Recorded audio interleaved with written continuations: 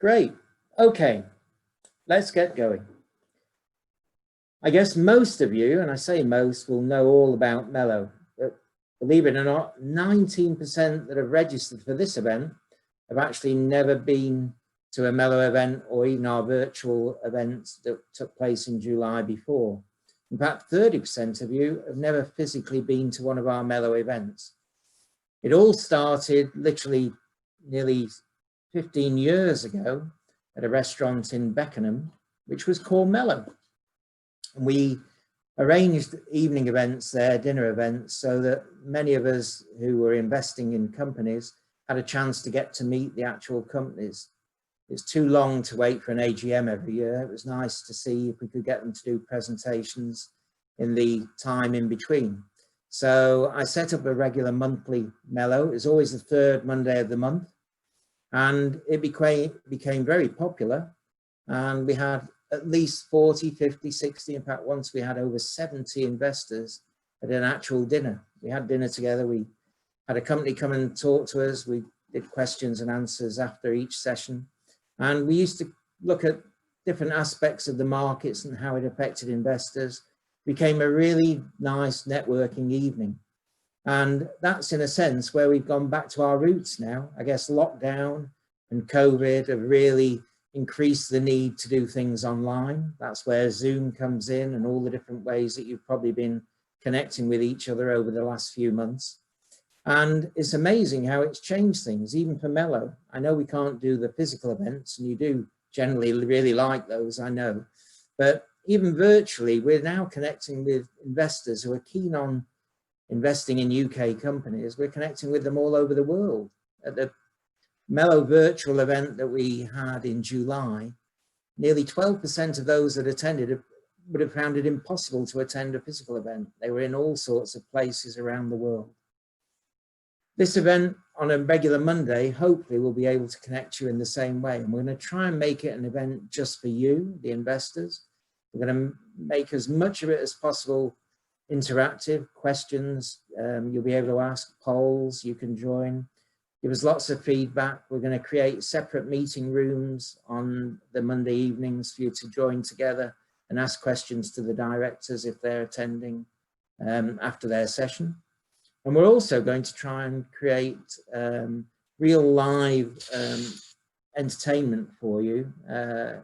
Probably have a little comedy session, all sorts of things that will connect us all. Anyway, enough of the plans for the future. One thing you might want to note for October, our next date planned for the next Mello Monday after this one. Let's get through this one, of course, but our next one after this one will be the 19th of October. So get that date in your diary. And another thing that you may want to note is that during each session, you will have the opportunity to ask questions. You key them into your chat facility. You won't see them after that, and they won't be answered on there, but the presenters will have the opportunity to see those questions, and they will answer them and read them out for you. So you'll all have the opportunity to know what the question was. Anyway, without too much further ado, as they say, are our presenters for the next session ready? Great. Oh, hello, John. Hi, David.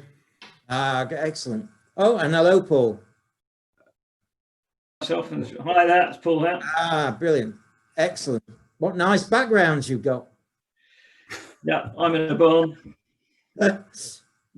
You look like you're about to bang your head if you lean backwards on the lamp. Yeah, it's optical illusion that, but yeah. Maybe I'll switch the light on.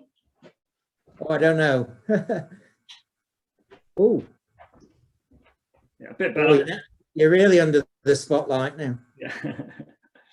Okay, well, I've just introduced everyone to our Monday evening event. There's lots to get through, but for both of you, I think quite a few of the investors will have heard of you, but probably don't know too much about the background to Tellworth, how you came to join together.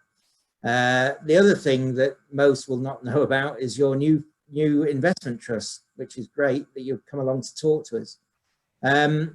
One thing that investors do like to do is ask questions. And I think I've mentioned to you in advance that they'd love to have a session, probably 15 minutes or so, to be able to ask them.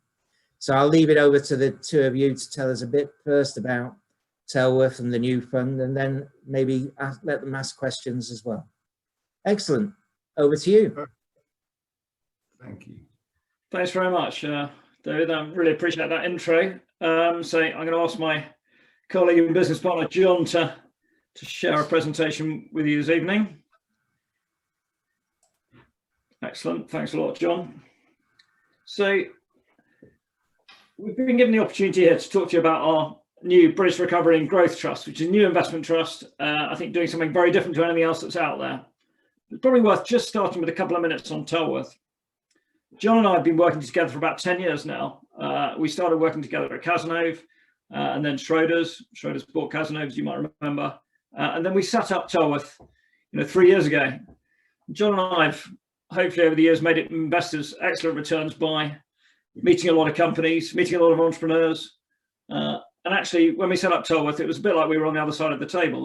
We are entrepreneurs ourselves, I think, trying to build a business and trying to create value along the way.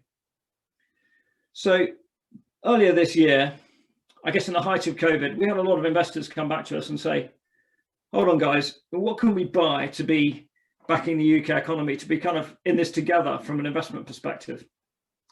John and I have often thought over the long time that we've been working together that we've never really offered people a kind of best of Tellworth, our best ideas across the market cap scale. We're quite well known for small cap. We've also run an all cap strategy for a long time. And actually, you've not really been able to buy that or access that on the kind of public. And we're very proud of the fact that our funds are freely available across lots of different platforms. So sort of corralling those ideas together, I think in April, May time, we decided that actually we should really focus on this pretty hard, because basically backing the UK economy and backing great British stocks was something that we thought we were quite good at. And perhaps with the market collapse in March, it created an even better opportunity than normal. So we thought long and hard about how to do this, what the best vehicle was, and what the best way to actually deliver a strategy that was going to work for investors. So in the next few slides, we're hopefully going to take you through what we think is a really exciting opportunity right now in the UK market. We're in the hot seat marketing wise right now. We've got about another 10 days to go in our roadshow, about another week for the intermediaries offer, through all the normal platforms that you'd expect, HO Bell, HL, and I'm sure the preferred ones you use. So I'm going to skip on to through. We've only got 4 or 5 slides, but please do stop, ask questions, and hopefully we can manage it interactively. Got a disclaimer there. If technically, hopefully you can read the disclaimer. I'm going to bore you through that one, but all the technical info, the prospectus, all the charts is on our website, which is www.tbrgt.co.uk. There's a useful little video there, presentations, flyers, prospectus, charts, all the legal stuff, and I think it's all pretty easy to read. So what are we trying to do here? We're trying to make you money, because that's what we try and do. There's not much point if we can't do that. We're doing that purely in UK equities. That's all we've ever done. John and I have spent our entire investment careers looking at UK companies, getting on long train rides and short plane rides to go and meet the management teams, the whites of the eyes of companies in interesting places around the country. We've always said there's a great UK business in an industrial estate next door to you. And unlike pretty much anywhere else in the world, there's a much higher proportion of them listed here. In many other markets, not least in Europe, a lot of these companies are private, but in the UK, they're listed. You guys know that, that's why we're here. So what are we doing in this trust? We're going to invest across the market cap spectrum, something we've done for a long time. We're going to support only UK businesses with equity, so maybe new equity, maybe existing equity. We're going to support UK employers. So we've added a nice little wrapper on employment, so people can really feel that if they're investing in this fund, they know they're backing UK jobs, proper UK jobs. And also really focusing on technology and innovation. We think the UK gets undersold as a high innovation, a high technology market. There's lots of great tech businesses in the UK. People don't talk about them as much. People talk about the FANGs and what have you. But the UK has got a fantastic range of technology businesses, and again, listed. So hopefully that gives you a bit of a feel for what we're going to talk about and what we're trying to do here. And maybe, John, if we could just skip on to why UK equities. I'm going to pass that one on to John. Thanks, Paul. Yeah, thanks for listening, everyone. So why do we think now's a good time to be putting some more money into the UK equity market? Well, I think that, the chart on the left here just really shows what we think has been a bit of a lost decade for UK equities, really. So if you look at the first bullet point there, you can see that retail investors have taken out nearly £12 billion now from open-ended funds since the Brexit vote. That's left the UK market, we think, very attractively positioned. We did a webinar on this Friday. Great. So where was I? So yes, UK equities.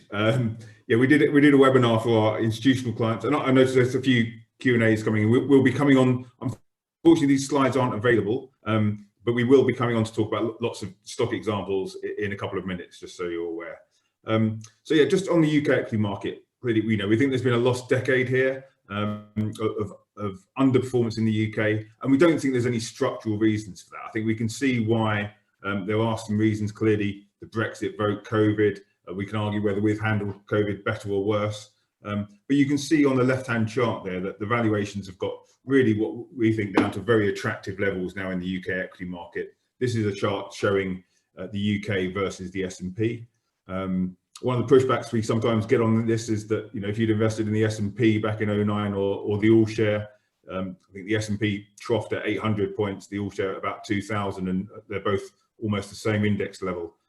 So we're not making this as a call on UK equities, and I'm sure all of you guys are active investors like us. You understand this. This is about stock picking, and we think within an environment where there's lots of attractive valuations, we can find the 35 to 45 stocks that we're looking for in this portfolio to make some great returns over the next few years.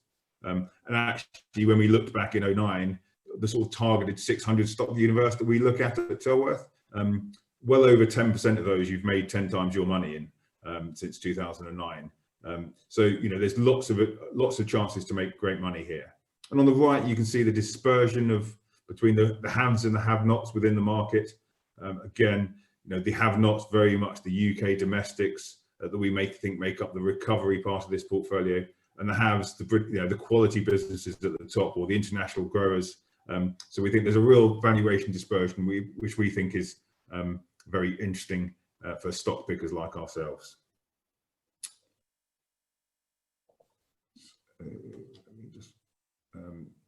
So yeah, just on the types of businesses we're going to be investing within this portfolio.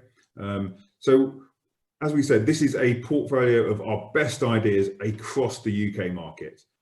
We're not trying to sort of tie ourselves into any particular style bias. That's been very much the case in all of Paul and I's investment career. We've always, in our small cap fund, had a mixture of what we call P3M stocks, which are these global leader type businesses, and British recovery, or what we call in those funds British value opportunities. So we always think that having a mixture gives you the best chance of making consistent returns. And that's no different here. We're not sort of doubling down just purely on recovery. We don't think that's the right way to make investors money. So British global leaders, these are high quality businesses, high returns on capital, generate lots of cash, we reinvest that back in the business. And these are the types of businesses that grow consistently over time and compound. We're looking for British businesses here. So even in these businesses, even if they're large cap, we need 20% of the staff to be in the UK. So we want a core of UK employment in these types of businesses. British recovery stocks. So these are what we're looking for. This isn't traditional value investing. This is recovery investing. And we're looking here for good companies in cyclically challenged markets where maybe the balance sheet needs fixing. We're not going to invest in that before the balance sheet's fixed. We'll invest in it in the balance sheet fixed. Or management teams are putting you through product rationalizations. Or lots of times we just need to be patient and wait for the cycle to return, and the strength of these businesses will come back through. The interesting thing for us here is we're looking at the supply side here as much as we are the demand. It's very hard for us at the moment, just like it is for you, to predict how quickly the demand is going to recover. It's going to depend on what Boris says we can do this weekend or next weekend as much as anything. But what we can see is what's going to happen to the supply side. And we're very confident here that UK quoted businesses have a big advantage. The fact that they can have ability to raise equity, to have strong balance sheets. We think that what we're going to try and find here are the supply side winners in individual industries, and we can back them and they will make us good returns over time. And then finally, British tech. We think that British technology businesses are often much maligned in the press. We think we're very good at developing technology in the UK. So, and we've found a lot of these, they tend to be at the smaller end of the market cap spectrum, which is where we are our sort of heritage as well. But these typically businesses with a proven product, so we don't want to take product risk. So we don't invest in biotechs. We don't invest in business plan businesses.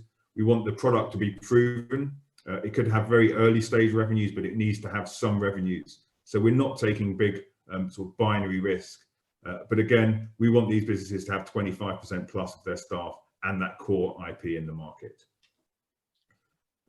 So next slide, just show some ideas. Maybe I can pick up on some of these logos. I think this will answer a couple of the questions we're going through in terms of give me some good examples.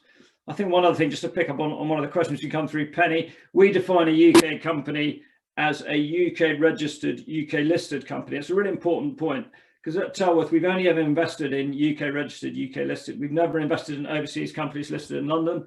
We didn't do this out of some xenophobia thing. We just realized that we'd much rather be on a short plane or a long train ride to go and see people who kind of speak our language and get how the UK market works in terms of market expectations, etc. So we don't need the political, we don't need the country risk.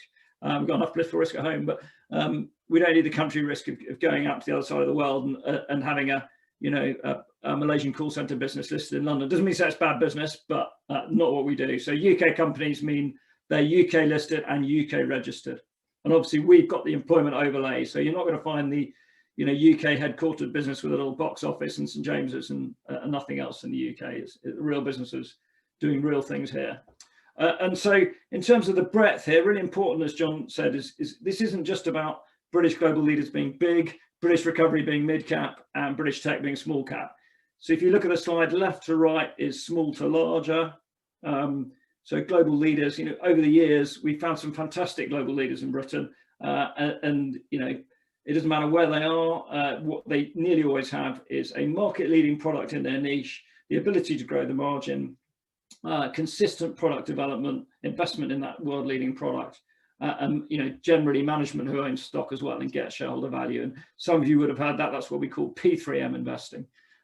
So AB Dynamics is a business that is the world leader in testing automotive vehicles. I think John referred to it. It's exactly the kind of thing. You can't test a Tesla vehicle without AB's kit. And as Tesla found out when they very tragically killed someone a couple of years ago, they need to buy more kit to make this safer. So Gooch and Housego originally bought our stake here from Archie Gooch, the founder, and his sandals about 20 years ago, I think, world leader in the Q switch. When Facebook builds a global network of fiber optics, every terminal point has a Q switch. 90% chance it's made by Gooch and Housego in either Ilminster or Torquay. So, another great example. Plenty of these can go on a long time about this. Fever Tree, I think we're very well known for buying 8% of Fever Tree at float. Great spot from John and a great long-term business. Done well in COVID, actually. People drink it at home. Donald Trump probably helped with his quinine comments. The US is flying as well.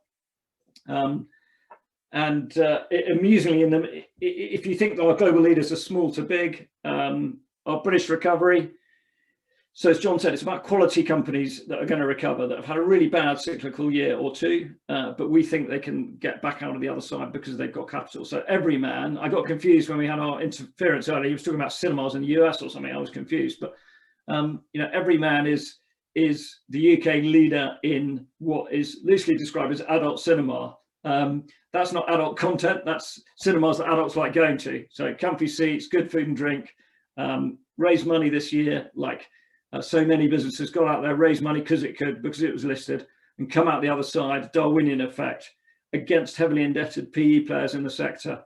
People like Everyman are in a much better place to carry out their growth plan. And clearly right now, people are much preferring an Everyman cinema experience than, say, a multiplex. It's kind of much better from a social distancing perspective, if nothing else. So the top quality businesses that can recover, we're not in deep value here. We're not in binary situations. We're not in heavily indebted companies, big pension fund issues, something like that. This is more about quality businesses that have got a real demand challenge this year, but are going to be supply side winners on the other side. So it's been great to be listed this year. You've managed to come out stronger. And actually, we haven't seen those share prices reflect how much stronger a lot of these businesses become. British technology, Brit tech, as we like to call it, you know, the fact that we don't get a lot of mega tech businesses in the UK doesn't mean to say there's lots coming through. And I think we've seen a little bit more evidence this year, actually, of British tech businesses wanting to grow and stay listed rather than perhaps being taken out. But, you know, on the left-hand side at Attract, you've got a sort of 40, well, maybe 60, 70 million pound market cap, artificial intelligence business, Creo Medical, MedTech. We don't do biotech, we never have. John made the point about proven products, so MedTech really suits us, but unproven drugs definitely don't suit us. Codemasters, you know, leading driving gaming business based in a little market town in Warwickshire. But, you know, the world leader in driving games. Clearly, gaming's been a great thing in COVID, as has GB Group, which is an identity business, Manchester-based identity business. So when you go online, your identity is checked as GB. It's what you do. So, you know, lots of logos there, lots of different types of companies across the cap scale, lots of companies we know really well, lots of companies we think where the entry point today is excellent. And, you know, I think hopefully bringing that together, we have quite a balanced portfolio. So we're not taking a single bet. You know, timing the perfect recovery could be a difficult thing to do. But what we do know is in an unloved UK market, there's a massive breadth of opportunity to take. And we've got to, you know, we've got to balance that. Just looking at a couple more questions now. Why does the employment change across the portfolio? Why are we 25, 50, 20? Well, because we think that global leaders, as they get bigger, generally do become more global businesses, and they have people all over the world, but they generally keep their tech, their IP, probably some manufacturing, sales and stuff. They keep that at home. British recovery, we think, you know, likely to more domestic, so perhaps 50% UK is a reasonable thing to look at there. Brit tech, again, a little bit like the global businesses, they generally expand and become more global. So, you know, that's why we've got the differences. We talk about a portfolio that would start being 40, 40, 20. So 40% global leaders, 40% Brit recovery, 20% Brit tech. Maybe John can just sort of go through what we think the portfolio shape will look like in when we launch. Yeah, so as Paul said, we're looking for a broad portfolio across the market caps here. You know, that is, you know, at Tellworth, we have a team looking with funds in all parts of the market. So this isn't another small cap fund. Very important that some people think we're just replicating off our small cap strategy in an investment trust. That's not what we're looking to do. We think the market opportunity is much broader than that. We want to be able to capture all of it. So market cap breakdown illustrative here. You can see that, you know, about 40% under $1 billion, you know, that's in that sort of small mid cap part of the market. Another 40% in the 1 to 5 and $1 billion, that 5 billion plus as well. A median market cap around 1.5 to 2 billion. But within that, you know, do expect this is the portfolio that's going to have, you know, a bit of a barbell approach here. We're happy to take some micro cap risk given the permanent capital nature of an investment trust. Within this trust, we've also given ourselves the ability to do two things. One is to use some gearing. So we will be levering the portfolio slightly using CFDs. That's a very cost-effective way of doing it. We do run some long short funds, some absolute return funds in the UK, and we use CFDs extensively in those. So something we're very comfortable to do. But, you know, hopefully that's good that, you know, you give us £1, we can invest 115 to 120p in the market. The other thing is we've got the scope to do a little bit of unlisted as well. Up to 10% of the portfolio can be in unlisted investments. We will look to utilize that over time. No big rush to do that. We just think that it's sensible within a permanent capital structure to have the ability to do some unlisted investments. You can see there the investment pillars, as we said, about 40% in global leaders, 40% in recovery, 20% in tech. So if you think about that, that's sort of 60% growth, 40% value, you know, in those sort of more traditional, you know, ways of looking at things. We think that's about right initially. We can flex that. You know, it's a very liquid portfolio with that market cap. So if we think the recovery is going to take longer to play out, we may be a bit more gentler to come into that recovery. And as that recovery hopefully does play out, we would expect that pillar to grow. Sector-wise, unsurprisingly, overweight in sort of industrials, TMT. That's the you know, the tech and the global leaders tend to be in those types of sectors. We build the portfolio bottom up, so we're not top down. So we don't listen. We don't think about this from the top down. These are just the outputs. Obviously, underweight mining and energy, the big cap sectors of health and pharma. So yeah, a pretty broad portfolio. we think there's lots of interesting companies across them all. So that's what gives us a breadth, rather than having to have a too wide a portfolio in terms of number of stocks. We can get that we can get that portfolio working well. So I think that's probably it from us, from the sort of the presentation. So I can see some Q&A coming in. Here's our little plug. So as we said, there's the website name if you want some more information. Yeah, thanks very much, John. Maybe I can pick up some of the questions, give just John a bit of a break there. Keep them coming in. They're all good questions, as far as I can see. The fund is largely mid-cap and blue chips, but isn't your backdrop experience in small caps? So yeah, we're well known for small caps, but we've actually been running all cap money for almost as long. And I do refer you to the website that's on there, TBRGT. You can see some charts in there which show our all cap experience in our long short funds. So the long book of our long short funds, I think that's pretty illustrative of how good we've been across the market cap spectrum. But yeah, I think we are probably better known in the market for our small caps. But so this is an opportunity to perhaps grab all of that. Yeah, the FTSE P is low compared to the S&P because it's full of banks and oils. I think that's a fair point.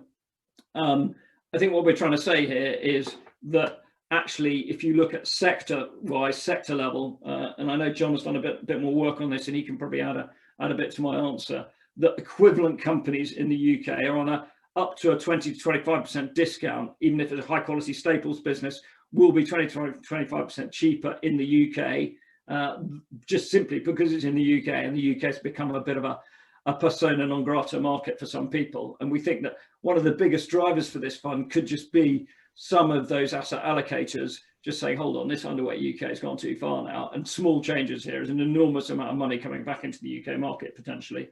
So we see those valuation gaps closing. And of course, actually, in many ways, the UK listed businesses are as good, if not better, than their international peers. They're more liquid, corporate governance is usually better, and they're usually a bit more global because of kind of the history we have in the UK of being global. So it is a sector by sector thing where you see that discount is pretty entrenched across the market.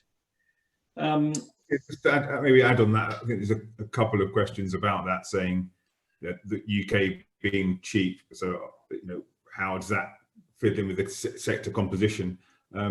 As Paul said, when we did some work for our client webinar a few weeks ago, we looked at that because that's the obvious point. And actually, when we looked at it, we built up a composite of the FTSE 100 using either European stocks with the similar exposures. So, going down by sector, picking the similar stock somewhere listed in Europe. We did the same thing in the US.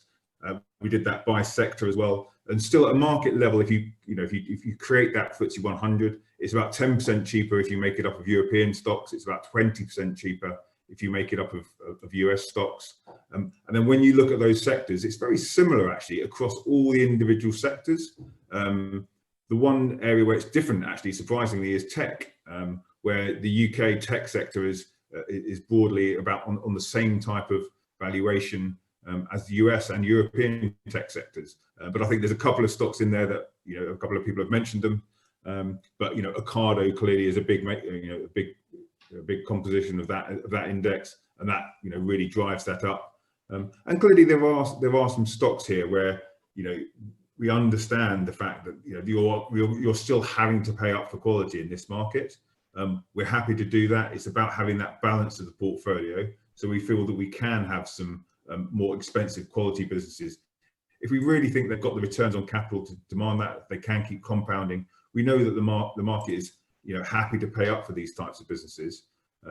So we don't have specific criteria. So a question from Joan here saying, will companies you invest in meet specific metric criteria, e.g. P less than 20? We don't have that criteria. Clearly, when we're looking at so many different businesses across different sectors with different exposures, we look to build up a valuation picture of each stock individually.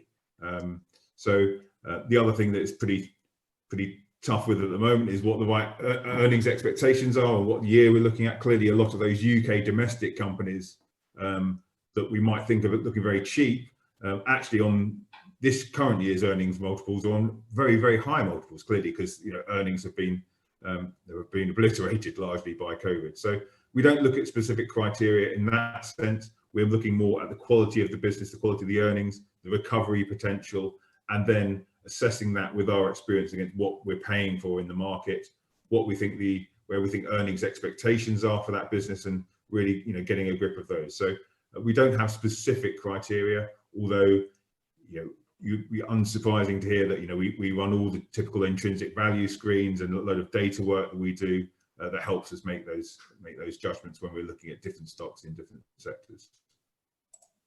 Okay, thanks, John. I'm going to give John a break. We'll try and get through all of these questions. If we do run out of time, I will type, or John will type an answer to all of your questions. So I want to make sure no question goes unanswered, and absolutely we're not hiding from any ones that look tricky. So in terms of our previous track record, I am going to refer you to the prospectus there. It is all in there. We've got previous charts. We made 450% for people at Cazenove and Schroders in our small cap fund, and similarly strong returns relative to benchmarks in our all cap strategies. Not quite as stellar, but bearing in mind all cap. So I think, Julian, hopefully some great data in there. Come back if we haven't answered your question. Why buy this and not another big trust on another trust on a big discount? Because I think a lot of the discounts in some of those other trusts are structural, and that they are in very established positions in stocks, and they're perhaps deep value, or they're chasing a dividend which is difficult to afford.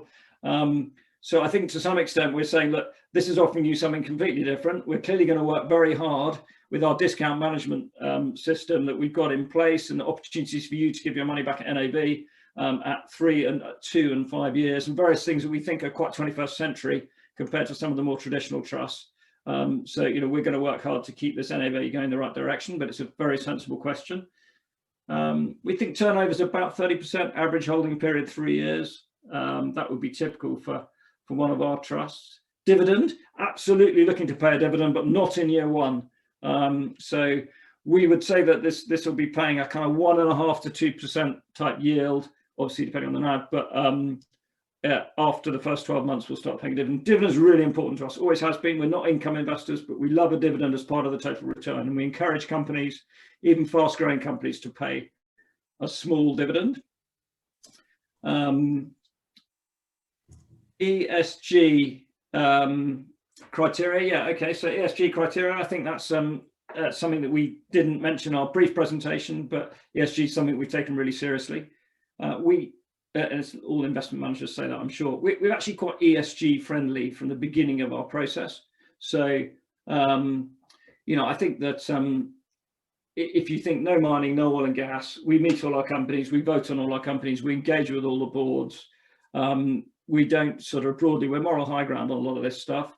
So I think we're pretty well placed. We've got a guy called James Gurlis who runs all our ESG for us. He's genuinely passionate about it. I'll answer a couple more, then I'll hand over to John. Target number of stocks, 35 to 45, so a bit more focused than an established Tellworth portfolio. In a normal Tellworth portfolio, you'd be thinking 55, 60, so 35, 45 here, a bit more focus. And I'm going to hand over to John while I try and pick up some of the other questions. John, do you want to pick up a few of those that I haven't answered? Hopefully you can see. Of course, yeah, I'll take over a few others. Yeah, I think on the turnover and sort of follow on turnover, how long do we aim to hold a company?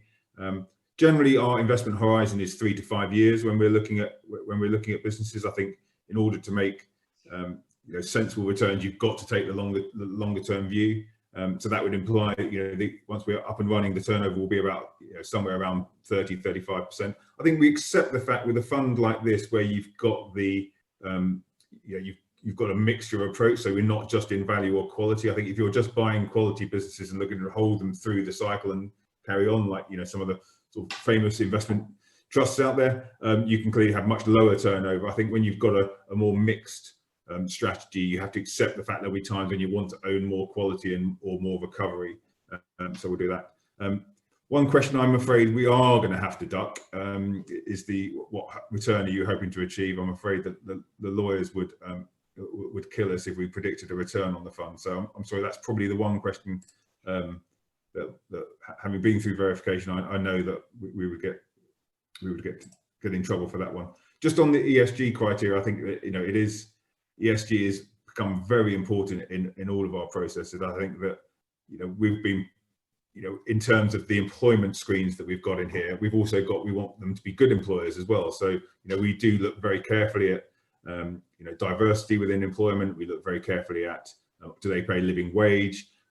We tend to find that lots of the companies we invest in screen very well on some of the, you know, the best places to work type surveys, and we look at those carefully as well. So I think that's very important. And, you know, ESG has been an area that's, you know, is clearly growing significantly, and it may mean that some parts of the market just aren't investable going forward. And I think it's, you know, it's interesting when you see these things that, you know, Boohoo has clearly been in the headlines. You know, I think it's quite hard that people can, you know, still hold those shares in many big institutions. I'm quite surprised about that. And, you know, even businesses like the Hut Group that have come with some very, you know, quite aggressive corporate governance policies in there as well. I think, you know, that was one that we looked at and were quite a little bit concerned on purely on governance grounds.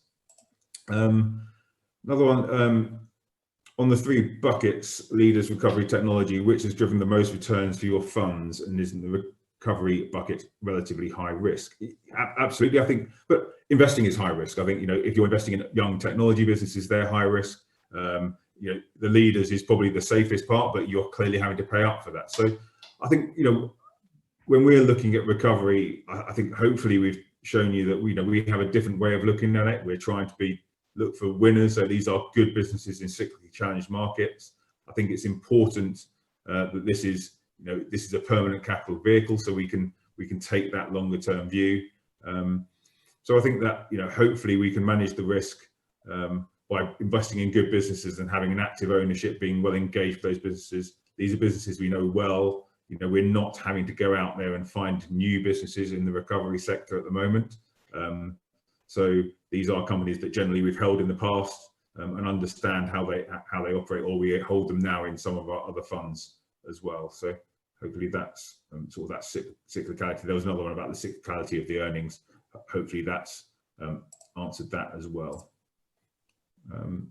Okay, I don't mind picking up a few more on there. Yeah, Martin, have we been buying stuff in advance of COVID recovery, post-COVID recovery? Well, obviously we haven't, the fund is yet to launch, so we haven't been running the fund yet. In our small cap fund, we've definitely been picking up stocks, particularly in terms of the view of longer term recovery. I mean, a good example would be SIG, the insulation distributor in the UK. We picked that up, it doubled, and then we backed a fundraising there. You know, that's clearly a business that has infrastructure and building spend and refurbs, office refurbs, interiors, etc. As uses of buildings change, a distributor of insulation is going to be well placed in that recovery. So yeah, we are already buying some of these recovery stories in our existing funds. But when this fund is launched, we'll be adding to those. Will we be investing ourselves? Yeah, we're investing about £1 million, John and I and the team. So some important skin in the game there, which I think is extremely important. How would you compare this to other funds of ours? Well, I think this is quite a different fund in terms of our pitch and what we're trying to achieve with the 3 pillars. Our small cap funds are clearly small cap with a lower median market cap. Low median market cap is quite a challenging place when it's a risk-off environment, but clearly that low median market cap, small cap, you know, which is what our small cap fund does, would be seen as the kind of fund that could do a, you know, a +40 year and a -20 year. So, you know, I think it's slightly different ways of playing that recovery. If in terms of long short, you're looking for a smoother return profile, more protection against market falls, but a smoother growth rate. You wouldn't expect to grow faster than the market. So it does sit in between those. That's the differentiation. I think we become fully invested pretty quickly here. Our analysis, the work we've done with our trader, would suggest that we're 90% invested in the first week and pretty much 100% in the first month. Let's have a quick look at one or two others. Discount. Yeah, far away, John. So no, I was just going to pick up on that point about fully invested. I think, you know, we fully invested within that, you know, the flexibility that, you know, if we feel the recovery is, you know, pulling back, or not going to come through. We don't have to be invested in all those recovery stories on day one. We can allocate a bit more to the quality bucket up front. So yeah, discount control. Paul, do you want to do that one? Yeah, so discount control, all the full text here in the prospectus, but I'll summarize it quickly for you. We've got sort of 4 tools. The first tool is that our management fee is taken on market cap, not NAV. So it's an incentive for us to keep those close together. There are 2 continuation votes. One, if we don't reach scale, if we don't achieve 150 million of NAV in the first 2 years, so relevant scale, make the business liquid, the PLC liquid and tradable. And the second is based on performance. If we don't perform in the first 5 years rather, sorry, if we don't outperform, then again, you have the opportunity to get your money back at NAV. So we absolutely don't want to have anybody locked into this who doesn't feel like we're doing a good job for them. And then the board have a 15% buyback. So they can aggressively buy back the shares if they're at a big discount, issue shares at a premium if there's demand. So hopefully those 3 tools, the discount management tools, will help us make sure that the share price and the NAV are closely tracking. So hopefully I've answered that question for you, Paul. When does the trust launch? So the intermediaries offer, which I would imagine would be how most people at this event would look at it, that closes a week today. And the institutional offer closes 2 days later, and the business floats on the 13th of October. Am I right, John? I think it's the 13th. I'm not sure I like that 13 date, but anyway, lucky maybe. The ticker is BRIT, BRIT.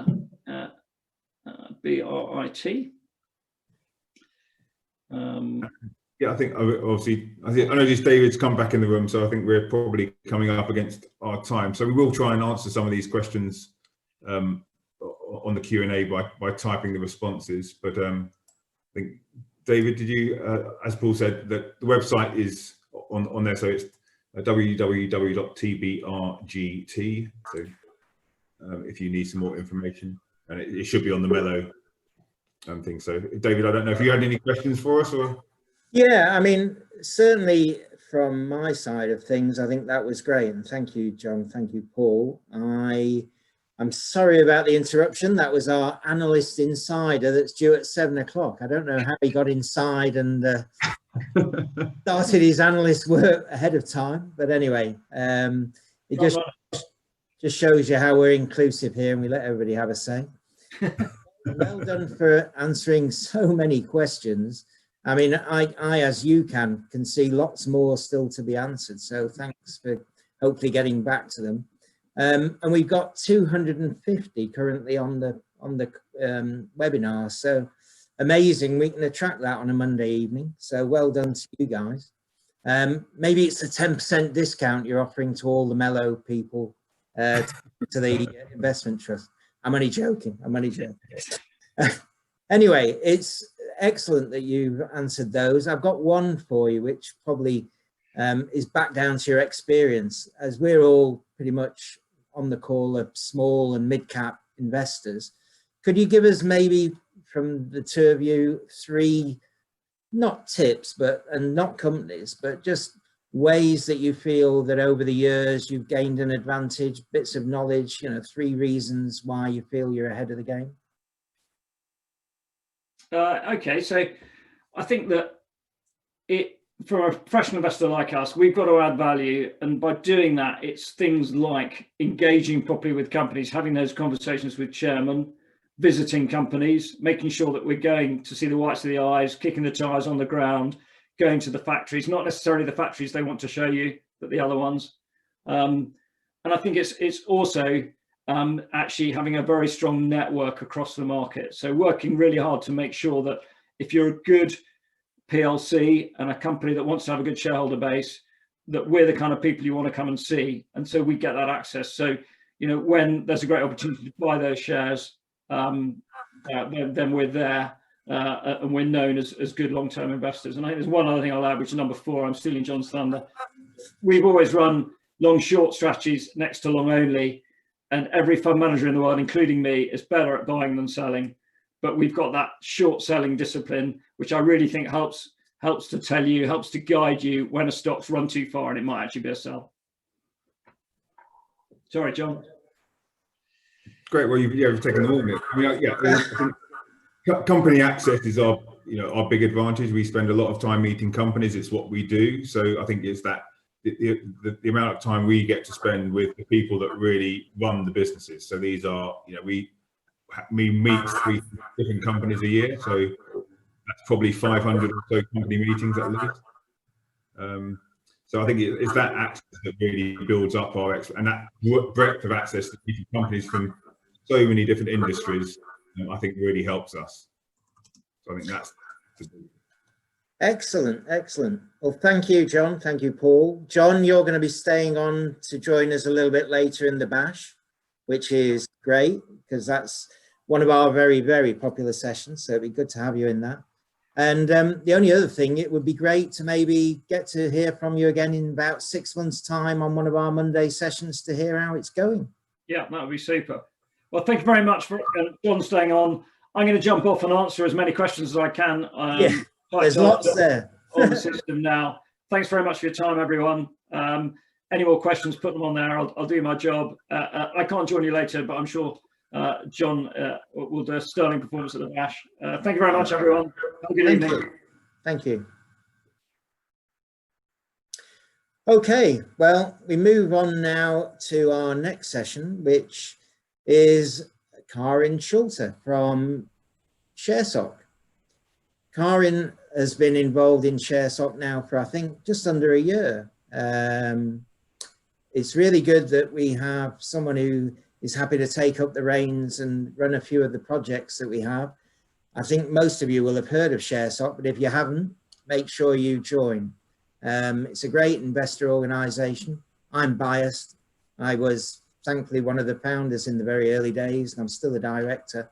I don't get quite as much time to help out as I used to do, but we have some fabulous directors and they do a lot of work for you guys. There's so much that has to be done that we need battles out there in the market. So you need an organization like ShareSoc. It's almost the AA, if you like, that goes out there to help investors when there are problems. Anyway, over to you, Karin. Hopefully you can hear me. Yes, I can. Thank you very much for that introduction.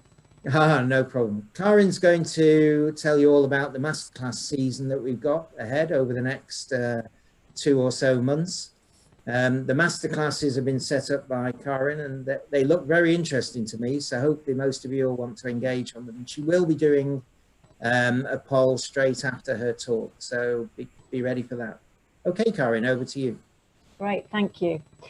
Well, thanks for having me here this evening, and thanks for that introduction to ShareSoc. I know that many of you are very familiar with ShareSoc. For those that aren't, it is the association which helps to represent individual shareholders in UK listed companies. We host company webinars, masterclasses, which I'll talk more about in a minute. And we also act and campaign for your shareholder rights. So we believe that in aggregating the individual shareholder voice, we gain more weight when discussing with regulators and companies on various issues and concerns and so forth. So if you visit our website, you'll see all the information about the campaigns, action groups, and information sessions that we hold. We are a membership organisation and all the directors are volunteers such as myself. And tonight I would like to tell you a bit more about the masterclasses that we're putting on in the next couple of months. I'm going to share my screen now so that you can see the information. So I hope that you can all see that clearly. We are hosting 4 masterclasses, the first of which is a masterclass on remuneration, and that will cover topics such as LTIPs, and understanding a company's remuneration structure and how you can weigh up investment opportunities in that company and how looking at the remuneration structure may add or take away value from that potential investment opportunity. This interestingly, is a free masterclass to everyone. So the first masterclass is free, whether you are a member or a non-member of ShareSoc. The second masterclass we're hosting is all about private equity. You'll have an overview of private equity, but also specifically how you can invest in private equity via listed equity. So that's going to be another very interesting presentation and masterclass. The third masterclass is all about the understanding the E in ESG and sustainability. Does it add value? For example, is BP now a good ESG investment? What does it mean when a company states it's going carbon neutral? And what are the new reporting requirements and how they may or may not affect materiality? And lastly, but by no means least, we have a masterclass on shorting stocks. So all about the do's and the don'ts, the pros and the cons, and what to watch out for if you do short stocks. Now, David Stredder will be hosting that session and Kevin Taylor will be one of the panel experts. So the links to the masterclasses are not only on the Mello website, but also on the ShareSoc website. And the costs for full members to attend a masterclass is just a mere £10. If you are not a member of ShareSoc, the cost is £20. But of course, if you decide to become a full member of ShareSoc, then you get that discount for the masterclasses. So I hope that some of you will, or most of you will be interested in those sessions.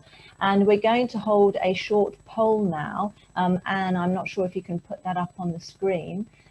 If you could select which of the following ShareSoc Masterclass topics you would be most interested in attending, and you can select more than one. So it'd be very interesting to get your feedback. And whilst you are selecting, just also to let you know that ShareSoc is very interested to hold information sessions and masterclass sessions of topics that you may suggest. So please feel free to contact ShareSoc, or in the Q&A for this webinar, put in topics that you might like ShareSoc to do a masterclass on. So hopefully most of you have selected your choices in the poll. Anne, are we able to see the results? Okay, so short selling is coming out on top there. Thank you very much for putting that up, Anne. Remuneration, just as a reminder, is free of charge and is going to be a very interesting session as well. So please do get in touch and let us know if there are other topics that you are interested in. And thank you very much for letting me present on masterclasses at ShareSoc today.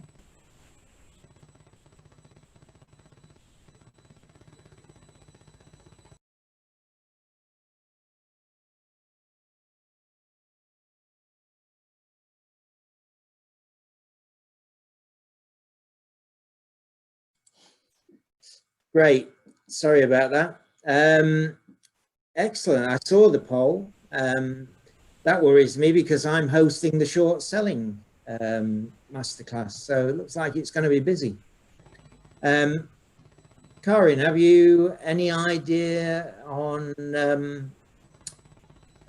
how many you expect at each masterclass? I guess it won't matter. There won't be a capacity limit. A little bit like our webinars. Well, that's right. I mean, obviously, we're hoping to reach as many people as possible. But you know, we'd be targeting at least 100 people per masterclass. Excellent. And clearly these webinars are popular as we go into the winter, and maybe, hate to say it, the possibility of another lockdown. It could well be the best way for everybody to communicate with ShareSoc. Well, absolutely. The webinars, and particularly the company webinars, are very popular. And in the masterclass sessions, individuals will also have the opportunity for Q&A. And we have a number of panelists listed already. The number of panelists on those masterclasses will only increase. So we will have a number of experts, and it should be very interesting. Great. Well, I know that on our website we're going to have information about the masterclasses as well. It'll be on the ShareSoc website. And if people want to ask you questions or make suggestions about masterclasses, should they just contact the ShareSoc website direct? Absolutely, you can do info@ShareSoc, or even on this webinar tonight, if people want to put up suggestions or questions, feel free. Great, excellent. Thank you. Thank you. Over to our next session. Thank you very much, Karen. Great, well now we should have waiting on the line, as it were, Gavin from Stockwatch. Gavin, you probably don't even realise, but you've already been on the webinar. We had you a little earlier. I think you need to unmute, Gavin.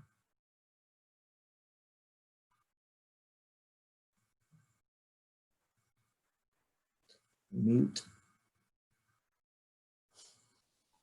Hello. Ah, there we go. Now, press the button a few times. Yeah, for one moment, I thought we hadn't got you. Yeah. I just said, I don't know if you heard me, but I just said that earlier you actually broke into the Telworth talk. Actually, So I heard. Yeah, don't worry. Added value? Well, yeah, the analyst insider got inside early on. Yeah, excellent. Anyway, over to you, Gavin. You're going to tell us a little bit about all the companies you've did over the last or so. Well, thanks very much for that, and I'll give you a little bit more of a background to Stockwatch too. But thanks, David, for your kind invitation, and hello to all. Some of you will be new to Stockwatch UK, so allow me to give you a summary of the product. But basically, I report back from company meetings. I've been writing companies that I meet for 25 years and still get a buzz from meeting them, the management, and remain curious about what goes on and how they function. Management come and go, strategies will change, but the quoted companies remain like a boat in the wind when hearing investor sentiment. Do remember that the average length of time in office of a CEO is around 3 years. Change can sometimes be very quick, with the recent coup orchestrated by the founder of Superdry, case in point. My more human approach to company analysis is only part of the investment jigsaw, and I leave the deep dive into financial analysis to others who enjoy filling in spreadsheets. I like asking the top-down questions and starting a chat. The company and investment relations firms are the gatekeepers these days to result meetings. I have relationships with many of them, which are generally admitted into the closed analyst meetings. I tune into RNS highlighted webinars and also get offered one-to-one meetings where the investment value is usually greater. I think listening is an underrated skill, especially important if you're a hostage negotiator. Stockwatch comes in two parts, being a flash comment sent immediately post the meeting, and then some hours later a detailed summary of my investment meeting thoughts and comments to my subscriber base, which I add include institutions, wealth managers and private investors. I refer you to the Stockwatch UK Twitter page for a sample. In September, I saw and listened to 33 companies present, from the menu of Digital Box, the owner of Daily Mash, Entertainment Daily, to Genus and the once much bigger Cineworld, with a now even bigger debt pile to sort out. September is usually a back-end loaded month for news and a gradual reawakening of company news after the August holiday period. Well, not this September for obvious reasons. This year, the RNS reporting bell went off very early with a massive profit news, with the overarching theme of coronavirus survival as the main topic. A big fall in top-line revenues, in some cases a big increase in e-commerce sale numbers, and a dividend cut were all common. The UK stock market was due to pay just over 100 billion in dividends this year, as estimated at the beginning of the year. But the 2020 estimates so far looks as though it might be down at sort of financial crisis levels of 60 billion. The market yield 1 year out is now around 3%. For me, the September corporate results started with the Glasgow-run Scottish TV, run oddly by an Englishman, and ended with Ian Smith at 1 PM down in Bath. The month ahead looks to be just as busy, which is good and bad, remembering the historic corporate timetable is not as reliable as reporting dates have been allowed to be more flexed in response to the accounting profession wanting more time to check things. I would just like to highlight a few of the month's Stockwatch meetings, some with wider appeal than others, and we'll take questions at the end. Starting with what was big but now much smaller is Cineworld, who reported last week, operators of cinemas. The analyst meeting was the usual hour and a bit, with brokers vying to ask the most obvious questions at times, particularly the big American houses. Why should I mention this stock? The meeting highlighted the art of listening and what I try to report on, while others focus on the spreadsheet analysis of managed 4 billion of debt and how they can keep the company afloat. This UK quoted PLC has 60% of its revenues recently from America, fueled by the recent US Regal acquisition. Interesting, no cinemas are open in New York as the governor has closed them. In California, many are open, but not all. However, there are 2 high-profile cinemas to open in Union Square in New York and Irvine, California, and both are iconic buildings which should bring in high footfall when open, we were told. The CEO is clearly in close contact with the film studios as each need each other to survive. Bond will happen, and opening in November. The value add from the CEO? It seems the New York governor might open cinemas in 1 to 2 weeks, we were told. This would clearly be positive news. Another stock to highlight from September is really a fund, being Hypnosis, which I listened to the Capital Markets Day 2-hour event. The PLC buys songs and charges royalties for the use in the global music world. The stock has interested me since the IPO, as I like investments with stated dividend yields, with music consumed in good and bad times. Think of the Titanic Orchestra.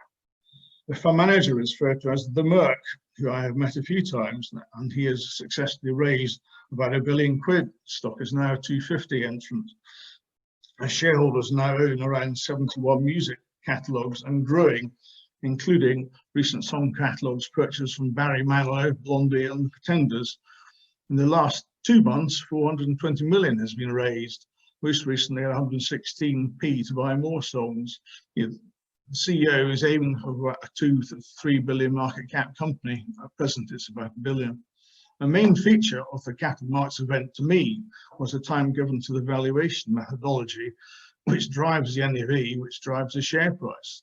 The next NAV is due in December, and thanks to investors' event, the valuation method has much firmer foundations.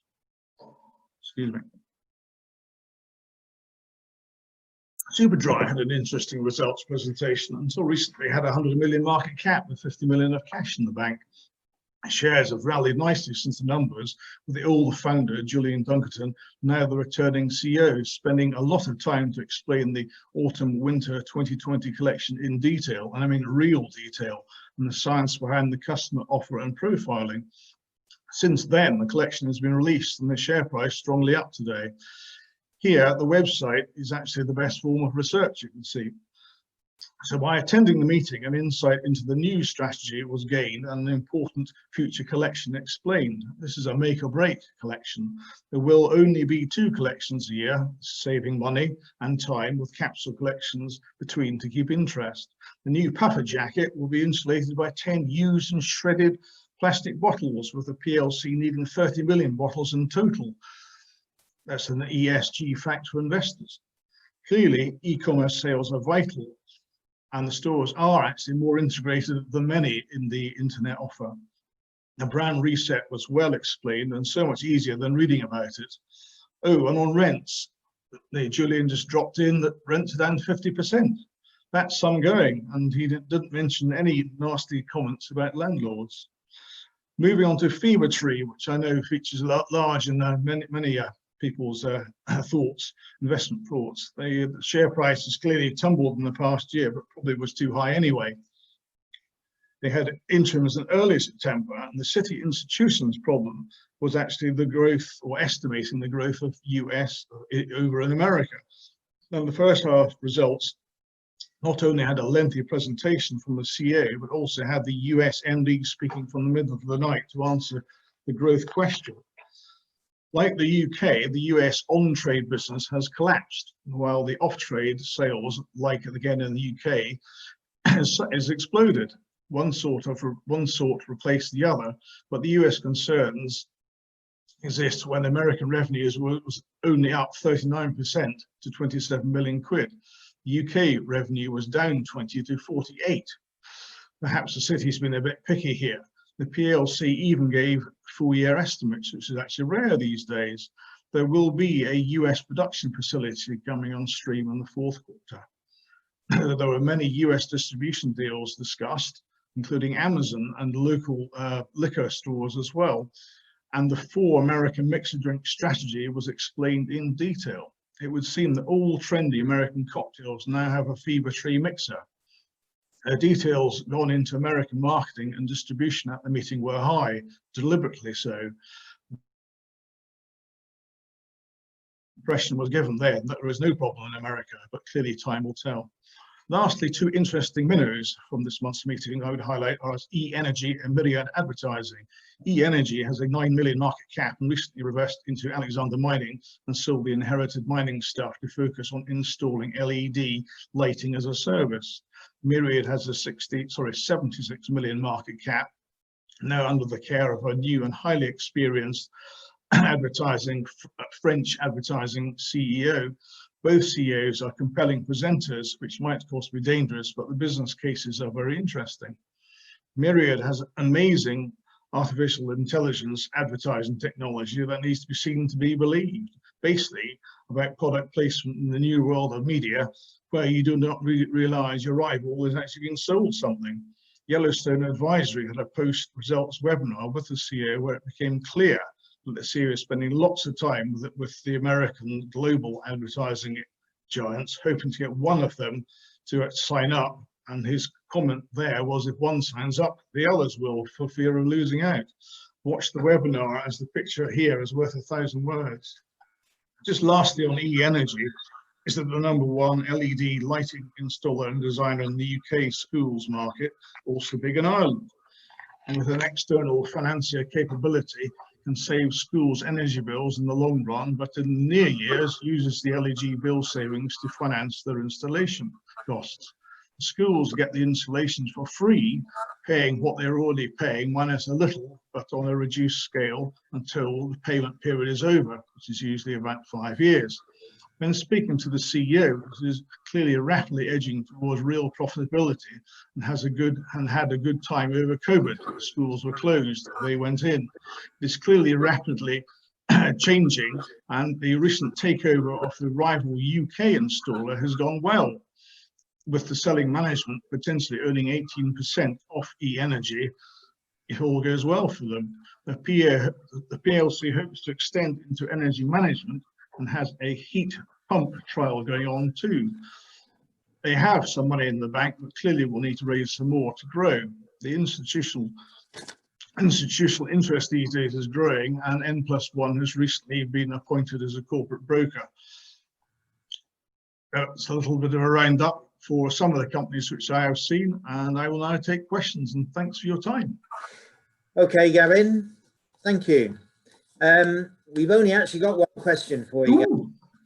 And we do need to move on anyway, but one of the attendees has asked, they can't find your website. Stopwatchuk.com. There we go, stopwatch.uk.com, or it's on Twitter, just stopwatchuk. At Stopwatch, yeah. Great. Okay, well, thank you for that, Gavin. That was You're welcome. And we hope to have you as a feature every month. Now we're bringing in the next session, which is our company roundup with Simply Biz. They will be joining us any moment now. Oh, can you hear us okay? Great. Hello, Neil. Hello. Good Evening, Matt. Hi, David. I think we just need Gareth, do we?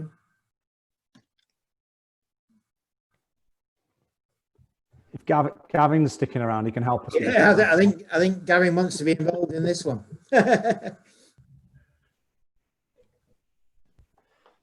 We'll make a start if that's okay. And yes, then, of course you can. Is Gareth joining us, do you think, or? He's there somewhere. He may be picking his moment to make his big entrance. So. Here we go. Welcome, Gareth. Good evening. Good evening. Sorry about that. Connection problem. Oh, no problem at all. We sent out information about your presentation anyway to nearly all the participants. We've got 264 on the line, it looks like, at the moment. So no pressure. But one thing I would like to ask you, even before you, Joint MDs, effectively, joint CEOs. Does that work well, or it's not something that we as investors see very often within companies? But maybe you can just quickly tell us how it works. Well, we've had a bit of practice. So Matt and I have been running the business for 10 years.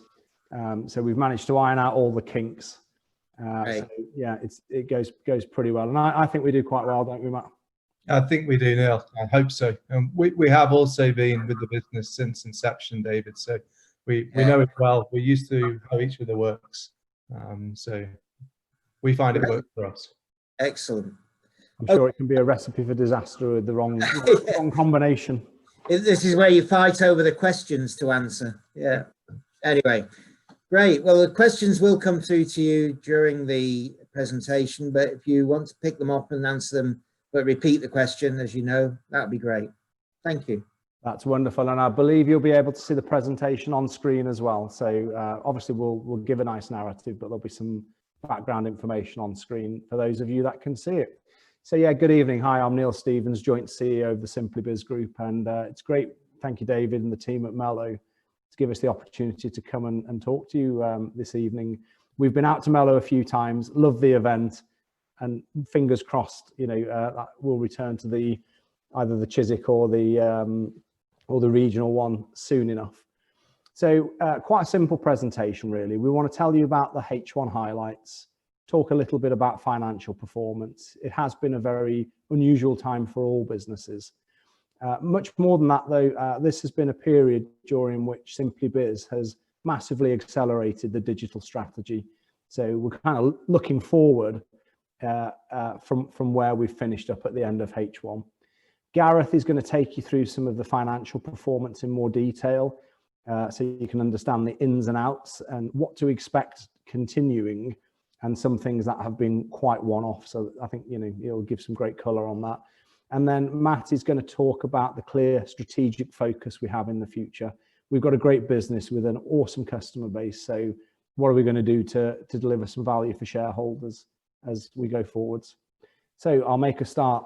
The financial highlights are obviously as published in our interim statement. The way we think about these essentially is strong, resilient trading during a very disrupted period. Our headline revenue was almost the same as last year for the same period, but underneath that, there's been quite a lot going on. We've had some negative impact to revenues directly because of the lockdown period, which Gareth will take you through. But more positively, the acquisition we made of De Facto last year has come through in a longer period for us and been part of that quality build in our business. Almost 60% of our H1 revenues came from SaaS and subscriptions. So really strong recurring income and that sort of strengthening of the quality as we come through the period. EBITDA performance, EBITDA margin, I think was strong. We had to do some tactical things to manage disruption, but it hasn't impacted us too negatively. And we've also continued to invest in the business completely, and particularly on the digitization front. So we're very confident H2 margin will step out, and a full year basis will be back up to at least the levels we have been previously, all things being equal. So strong performance, notwithstanding the disruption, I guess. And we're working very hard to make sure that accelerates quickly. EPS of 4.22 pence per share. And because we've got such good revenue visibility and with confidence in the outlook, for the first time, we're issuing guidance on a full year EPS expectation of no less than 11 pence. We don't normally do this, but given the unusual times, we thought we'd try and set out the most important number for shareholders and for investors to think about where we are working to finish this year. Cash flow conversion has been strong. Now, we report our cash flow conversion from adjusted EBITDA. So I know some companies do this differently. Gareth's going to take you through the calculation, but we think about adjusted EBITDA and down. And so that's a strong number for the cash flow conversion. Thinking about the operational performance in the business, it of course isn't just about the numbers, as Gavin said. what is the dynamics and the quality of the business you take forward at the end of the period, I think is really important. And to that end, we are really pleased that we've been able to finish H1 with great customer scale. So we've actually grown a little bit over the first period. And we've also grown the subscriptions in the business as well. Our customers have been really resilient and they've adapted to change very quickly. They've moved to digital events and digital service consumption and looking after their clients digitally, just like we all have. They were very quick to do it, and it's driven great demand for our services and continues to drive great demand for our services. De facto, the business we bought last year, has performed well. It has been earnings enhancing in the first half of this year, and it continues to grow, and it's a big part of that platform for us going forwards. That fintech, SaaS subscriptions, great strengthener to the business and increase to our customer base. Digital strategy has been really important to us, and we've done much more than just cope with the disruption of lockdown. We've moved all of our services to a proper digital platform, which is an enterprise-wide platform using Microsoft. So we've got Azure and Dynamics and Power BI and wonderful platform, all on the Microsoft technology. And that meant we could deliver all of our services to all of our intermediary clients without any disruption. So we finished the period up doing a good job for all of our customers. And I guess unexpectedly, we actually saw customer engagement increase in the first 6 months of this year, and customer satisfaction increase as well. So really good outcome. The financials are solid. We think that's good, resilient performance. The quality in the business and the quality of our customers, though, gets us really excited about growth. The financial services market in the UK is a big market, and it's very fragmented. About 80% of all customers buy their pensions, investments, and their more complex saving products from a financial intermediary. And we look after, as regular retained customers at Simply Biz, 5,600 and more intermediary firms around the UK. And we provide those customers with the regulatory platform and some fintech and research and data and technical teams that mean that our intermediary customers can do a great job for their clients and stay on side with the regulations and be efficient and be more profitable. All of our customers are retained, so we don't do one-off transactional work for anybody. They come onto our platform, they pay us monthly subscriptions for services and license fees for technology, and we work with them over years. Typical lifetime customer is with us 5 to 10 years or something, some of them a lot longer. So we build great relationships with our customers, and as we get to know them and the world changes, we can build new services or new pieces of technology and go out to our customers and continue to meet their needs and continue to grow the value they bring into our business.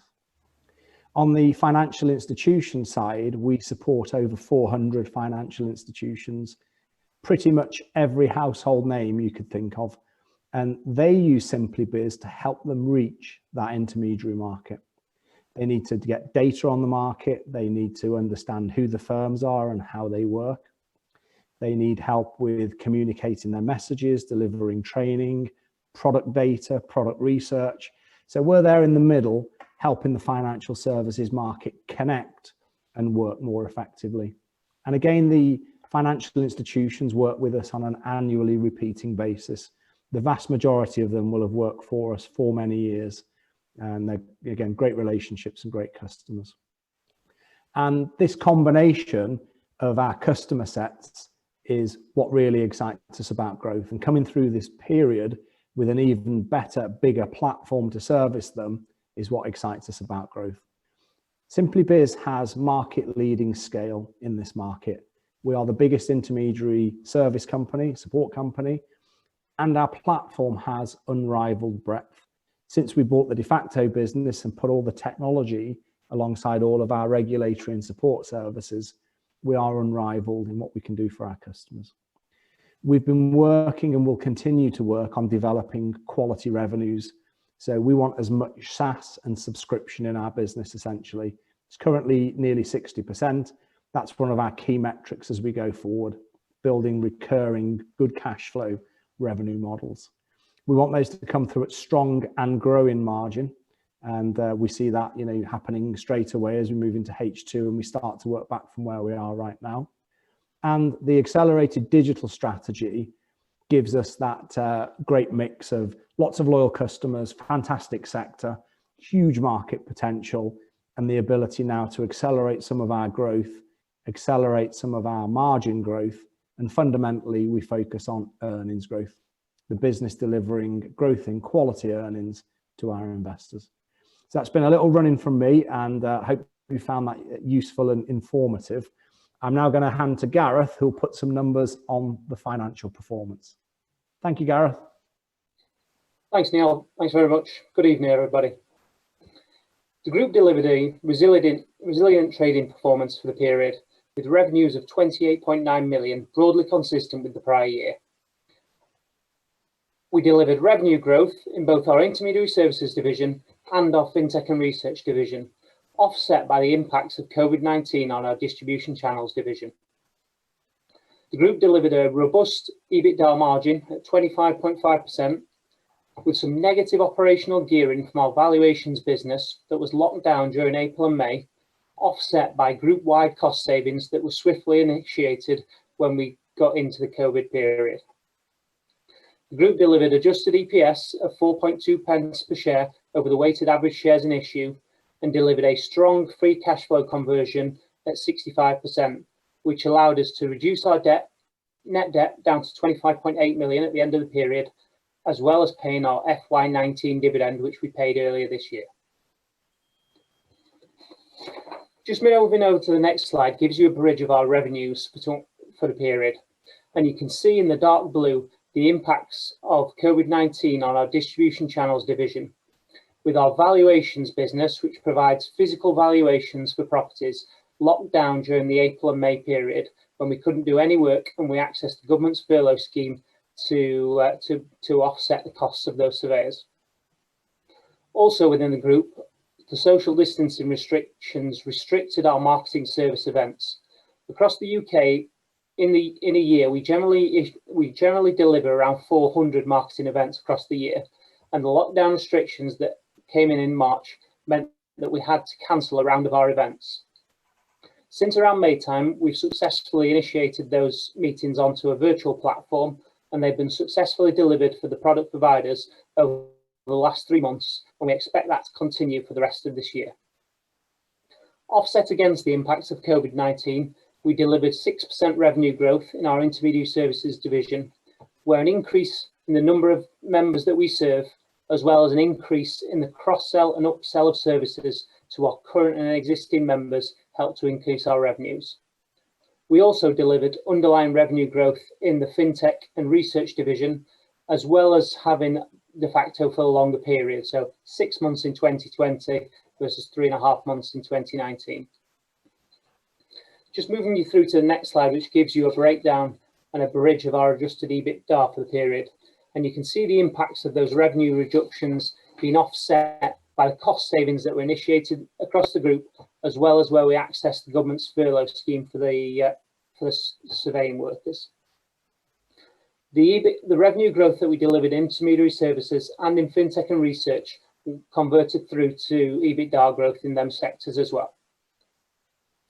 Just moving you through to free cash flow conversion, the group delivered a strong free cash flow conversion of 65% of adjusted EBITDA for the period. If you were to look at that on an adjusted profit after tax basis, we delivered 115% cash conversion on profit after tax. In 2019, the timing of the de facto acquisition relative to its cash receipts profile meant that we had a one-off negative working capital impact in 2019, with the 2020 position at 65% conversion being the sustainable position of where we expect the group to continue as we go forward. And as I say, that's on an adjusted EBITDA level. Just moving you through to the final slide from me gives you a breakdown of our revenues and EBITDA for the period, with the outer circle of those two charts being the 2020 proportions, and the inner circle giving you the 2019 comparatives. And a key takeaway from this is how our revenues are moving towards better quality software as a service or subscription revenues that come through in our intermediary services and our fintech division. And as we move forward as a group, we will continue to focus on those areas and look to build out the quality of our earnings beyond that 60% that we delivered in the first period. That's all from me. I will pass you over to Matt now, who will take you through some of our strategic priorities. Thank you, Gareth, and good evening to everyone watching. I'm going to spend the next sort of 4 or 5 minutes taking you through the key strategic priorities of the group as we look forward. What I thought it'd be useful to do first inside the next sort of minute or so is just to give you an overview of the market backdrop that we are expecting when setting these strategic priorities. So what are we expecting out there in the market? Well, we're expecting the continued disruption of COVID-19. We believe that local lockdowns or a rolling program of local lockdowns will continue to be in force. And we are also not ruling out the possibility of another nationwide lockdown. We think that there will be continued disruption and that social restriction measures will continue to be enforced. So we are not planning on going back out and running mass events or anything like that as a business.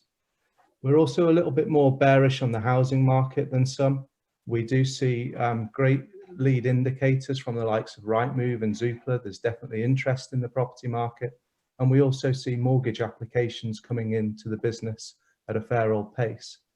We are, however, concerned and believe that some of these may not turn into housing transactions because of a few reasons. One being that there are still a number of people on the government's job retention scheme, and that will go to affordability when assessing the client's affordability for a mortgage.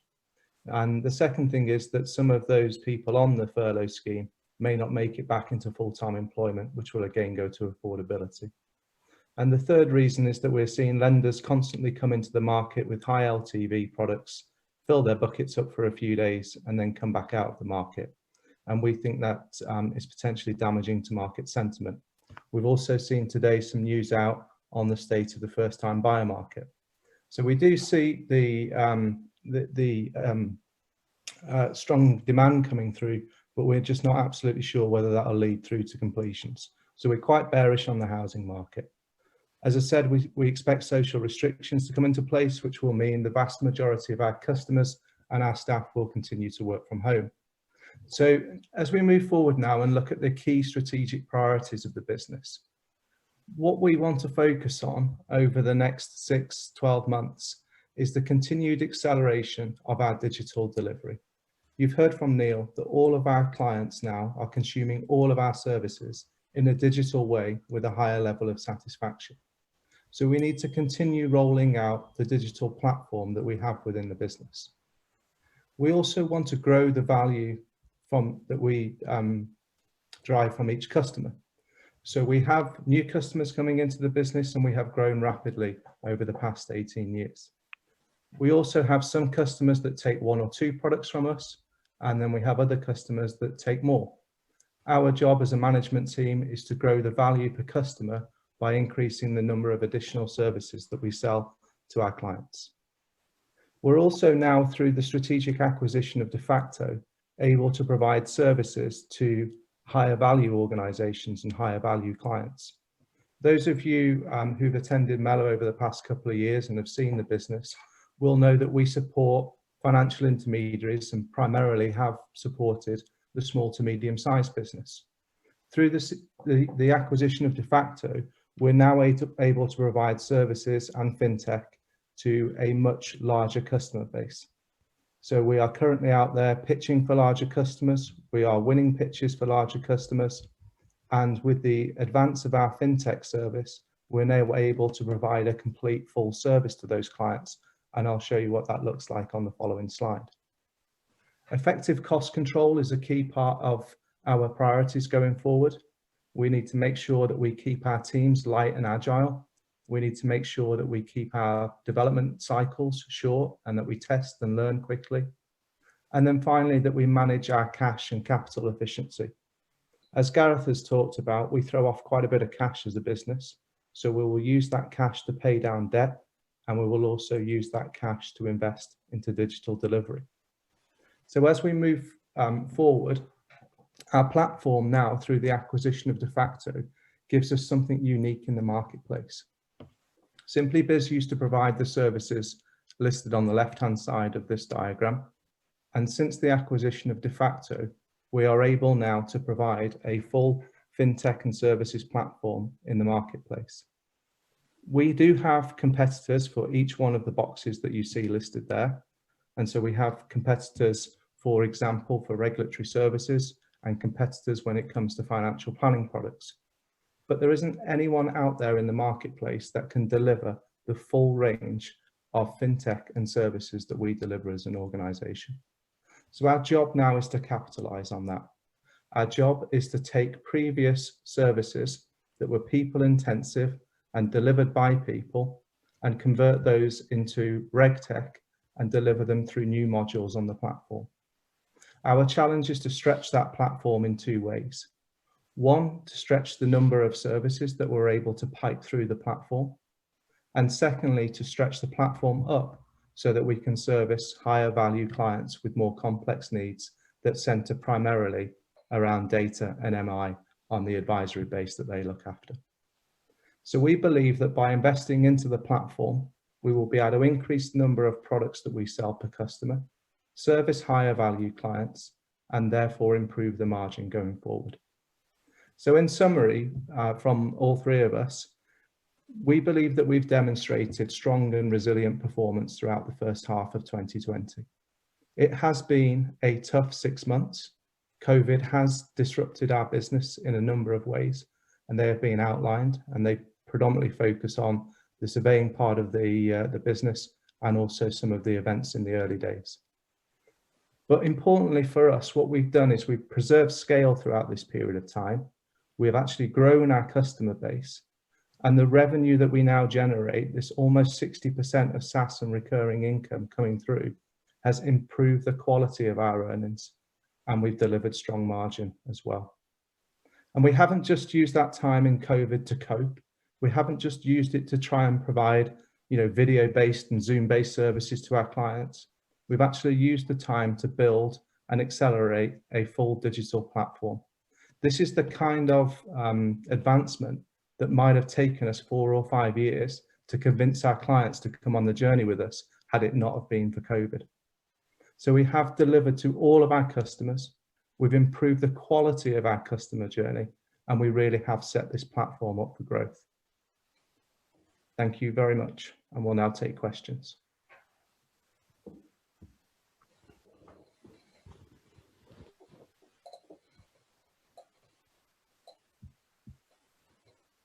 Have you got the Q&A in front of you there, Matt? If you want to use that, those are all the questions there. Yeah, okay, so I'll take these and I'll hand them over to the various members of the team. So I think this one's for you, Neil. So someone's asked, why just on Microsoft? Does that limit our reach? No. Very quick answer. Yeah, all these things plug into all the other things. So Microsoft's a really solid platform.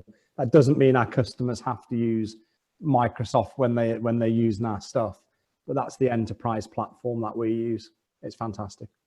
Gareth, a question in from David: has the revenue lost through COVID actually been lost, or has some of it been deferred? There's probably an element of both. In some respects, you will have some lost revenue where the housing market was closed, and therefore people have decided to take a different decision, and therefore the valuation work has gone. And in some work it's deferred. So on our marketing services, we have annually repeating contracts with our product providers, and therefore we are now working on how we utilize that same annual budget for different services than the physical events that we were looking to provide in the first place. Thanks, Gareth. And a complimentary question by someone who wishes to remain anonymous. Simply Biz is a daft name. Essentially, why don't you rename the group to Defacto?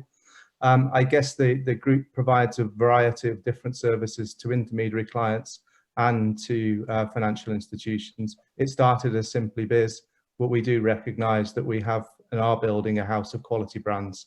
So we'll take a look at that and watch out for possible changes. I think we answered the joint CEO question early on. So Neil, I'll throw this one over to you. What are your USPs apart from scale of service? How much of a competitive threat do you have? So when you work with clients very closely on one service, especially when you're doing compliance and regulatory, you gather just so much data about them because you have to.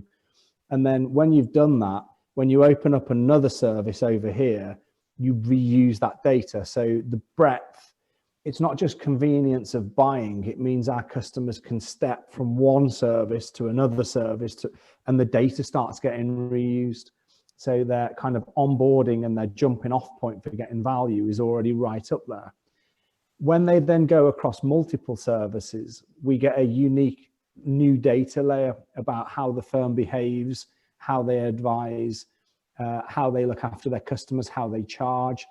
And that proprietary data layer is incredibly valuable and is uniquely valuable in helping us to understand what kinds of products and services they'll want from us in the future, but also to inform the product providers who make pensions and investments and portfolios, how buying behavior is changing. So when it comes to the financial institutions, we are very unique in terms of that data breadth.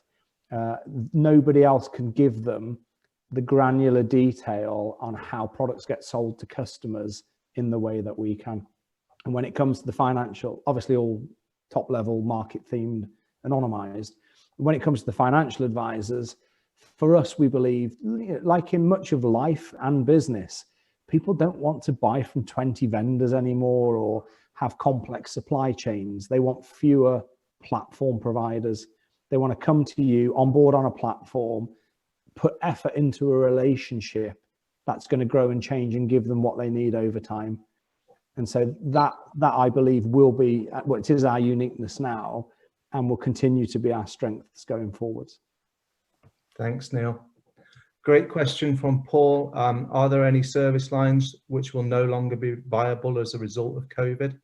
The short answer, Paul, is that we are able to deliver all of our service lines digitally.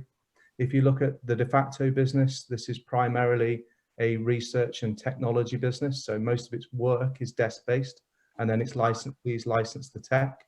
And then in terms of Simply Biz, it's primarily an information delivery business around regulation and support. And again, we have and are delivering all of that digitally. So there aren't any service lines which we can't deliver. One more, maybe one last one.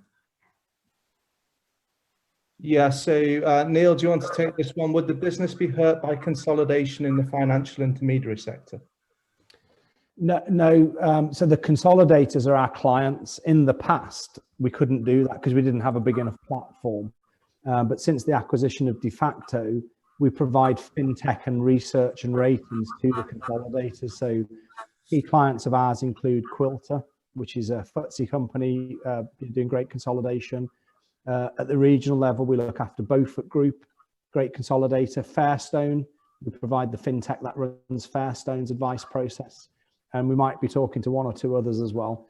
So whatever model, whether it's a small independent, a massive national, a consolidator, a regional, that's what we were talking about, that service platform. We can package and shape something that's right for each part of this market. Excellent. Well, thank you all three of you. Certainly, another 250 people that know all about Simply Biz, even if they didn't before. And the questions are still coming in. So I don't know if you want to answer any of those privately or if you want to give us the answers and we'll put them on our website. It's good to see that everyone's interested in what you do. And thank you very much for coming back yet again to us at Mello. I know that you're always keen to meet the Mello investors, and that's really good. Thank you for coming again. Super. Thanks, David. Thanks for your time. We'll answer those questions. Thank you.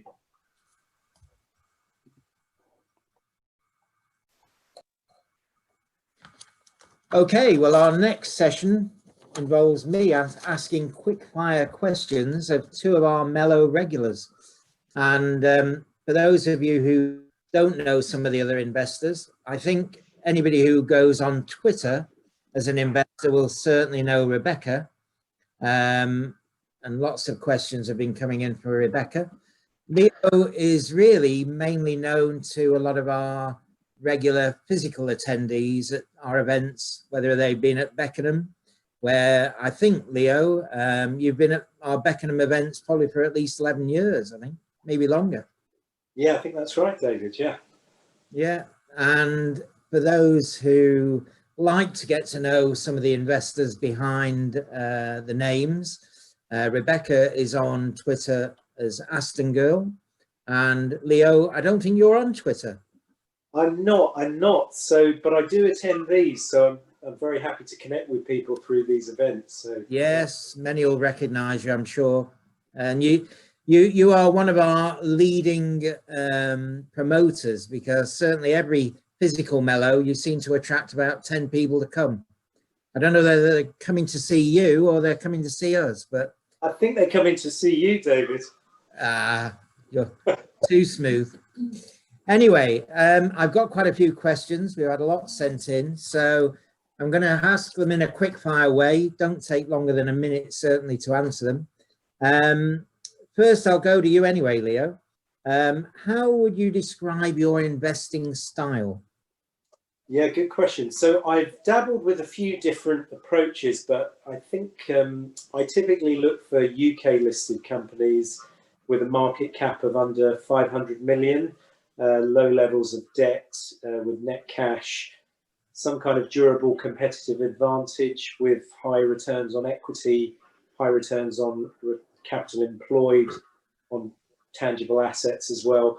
And I think from coming to the Mellos as well, I like to see big management ownership stakes, and also maybe some family run businesses where there's a long-term shareholding, because I'm looking for a sort of long-term approach. So yeah, just like me, Leo, I like the family holding companies as well. Yeah, that's good. Bit of skin in the game, right? Exactly. And anyway, Rebecca, I know you're barely older than 21, but somebody's asked the question of what was your very first investment and how old were you? I was 12 and I was lucky enough to win a premium bond of £25, which isn't a lot now, but it was a few years ago. And my father made this very clever suggestion, I thought, in hindsight, that I should look at the stock market. So he put me, luckily we knew someone who took me through the Financial Times one Sunday and explained how share prices worked. And he made some suggestions, and I bought my first share for £25, which was Marks and Spencer's. And I've still got them. Oh, well, not quite as good just recently, but they certainly had a good run over the years. Yeah. The dividends have been, I suppose, reasonable, but I think now other holdings are worth far more than them, funnily enough. Yeah. In fact, I'll just take it straight away to a question that's online that's come through. They're saying, Rebecca, apart from Games Workshop, which other company most excites you at the moment?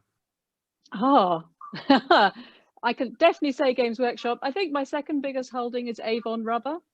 And I think the recent acquisition is looking really good. So I would say that's very exciting. There you go. Well, that was from Chris. There you go, Chris. Rebecca's into rubber. Avon Rubber, of course. Anyway, moving on.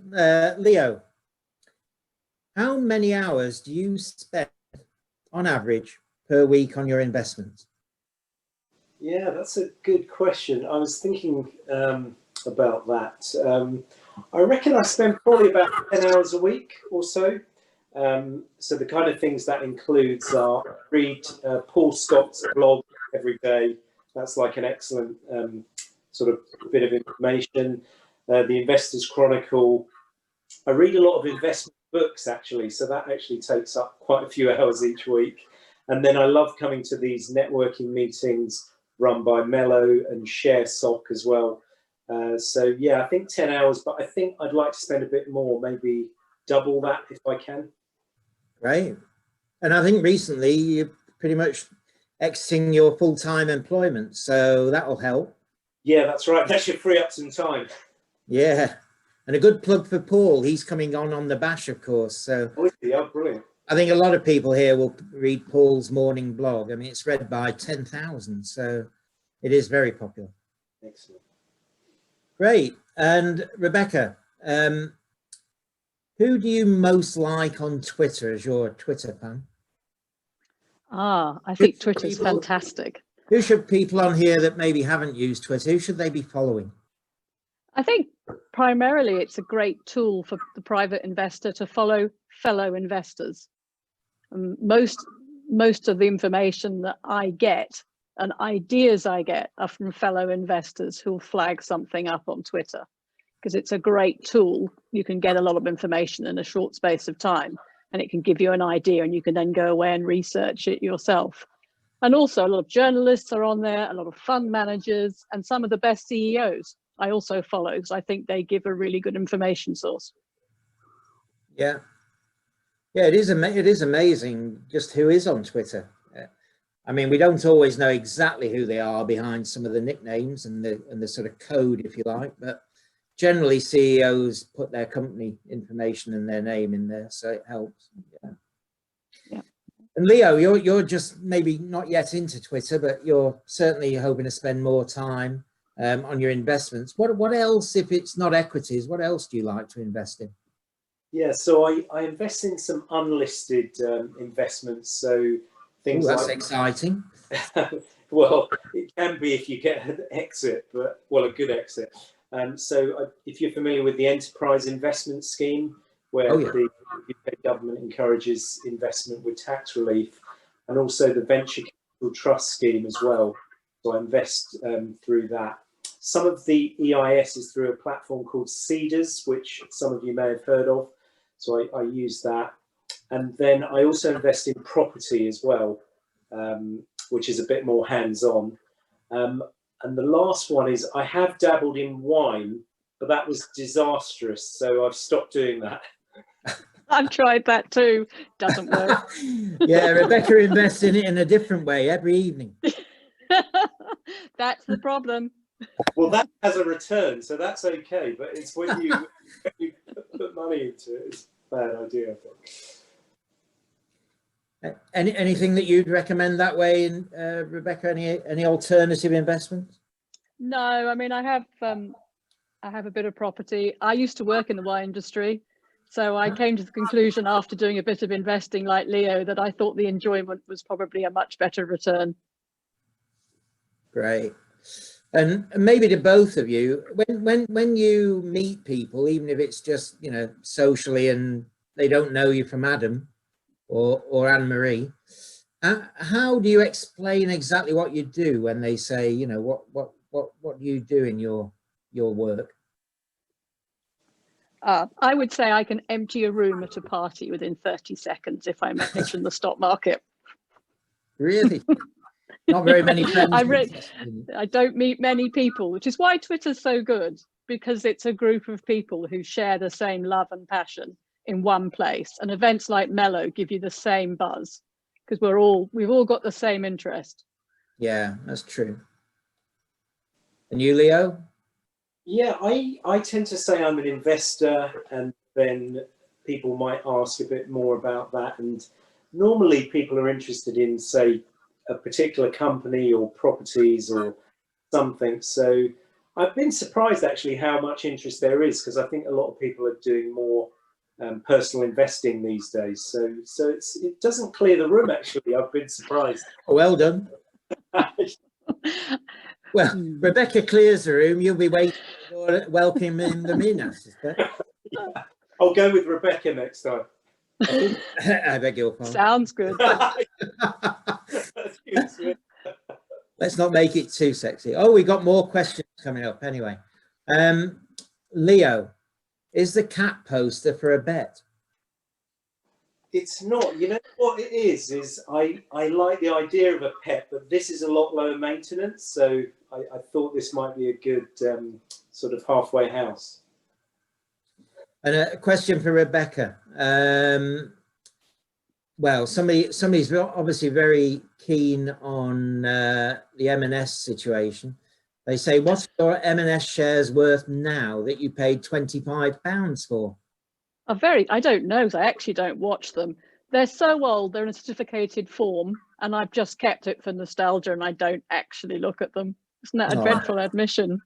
They should be in a frame behind you, like Leo's cat poster. I'll bear that in mind if I ever get invited back.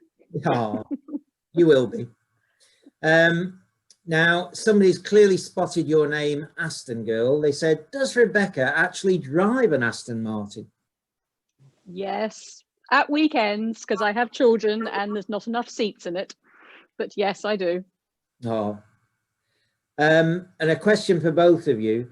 Are you purely looking at fundamentals, or are you combining this with charts analysis? Oh, TA. No, I'm no expert on that. I'll leave that to the professionals. Anything from you, Leo? Yeah, similar. So, I mean, I look at charts just to get a bit of background, and I think Stockopedia is very helpful for that. But typically, yeah, if we're looking ahead, it doesn't always, I haven't found it helpful for myself so much. Yeah. And maybe just a very, very quick one. You got to think on the top of your head, what's been your best and your worst investments to both of you? Shall I go first? Yeah. Okay. I'll start with the worst, because it was a 0, and that was Patisserie Valerie. Oh, and I suspect I'm not alone there. no. There we go. I needed to follow more of the accounting, I think, particularly the interest payments on cash. And best investment so far would be Games Workshop, which I've held since £5.53p, I believe, back in 2016, and is now my largest holding. Right. Yeah. Yes. Leo, yeah. There's no shortage of bad ones, but the one that stands out is a company called FastJet, which was going to be the EasyJet of Africa. And I think I invested, and after about 12 months, it fell by about 90% or so, all kinds of problems. So that was a disaster. Not a fast investment. No. Yeah, exactly.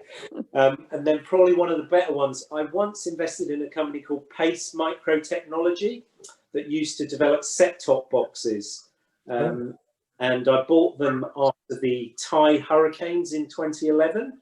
And then about 3.5 years later, they were taken over by an American sort of conglomerate, about a 5 times return over 3.5 years or so. So that's probably one of my better ones. Sounds good. Sounds good.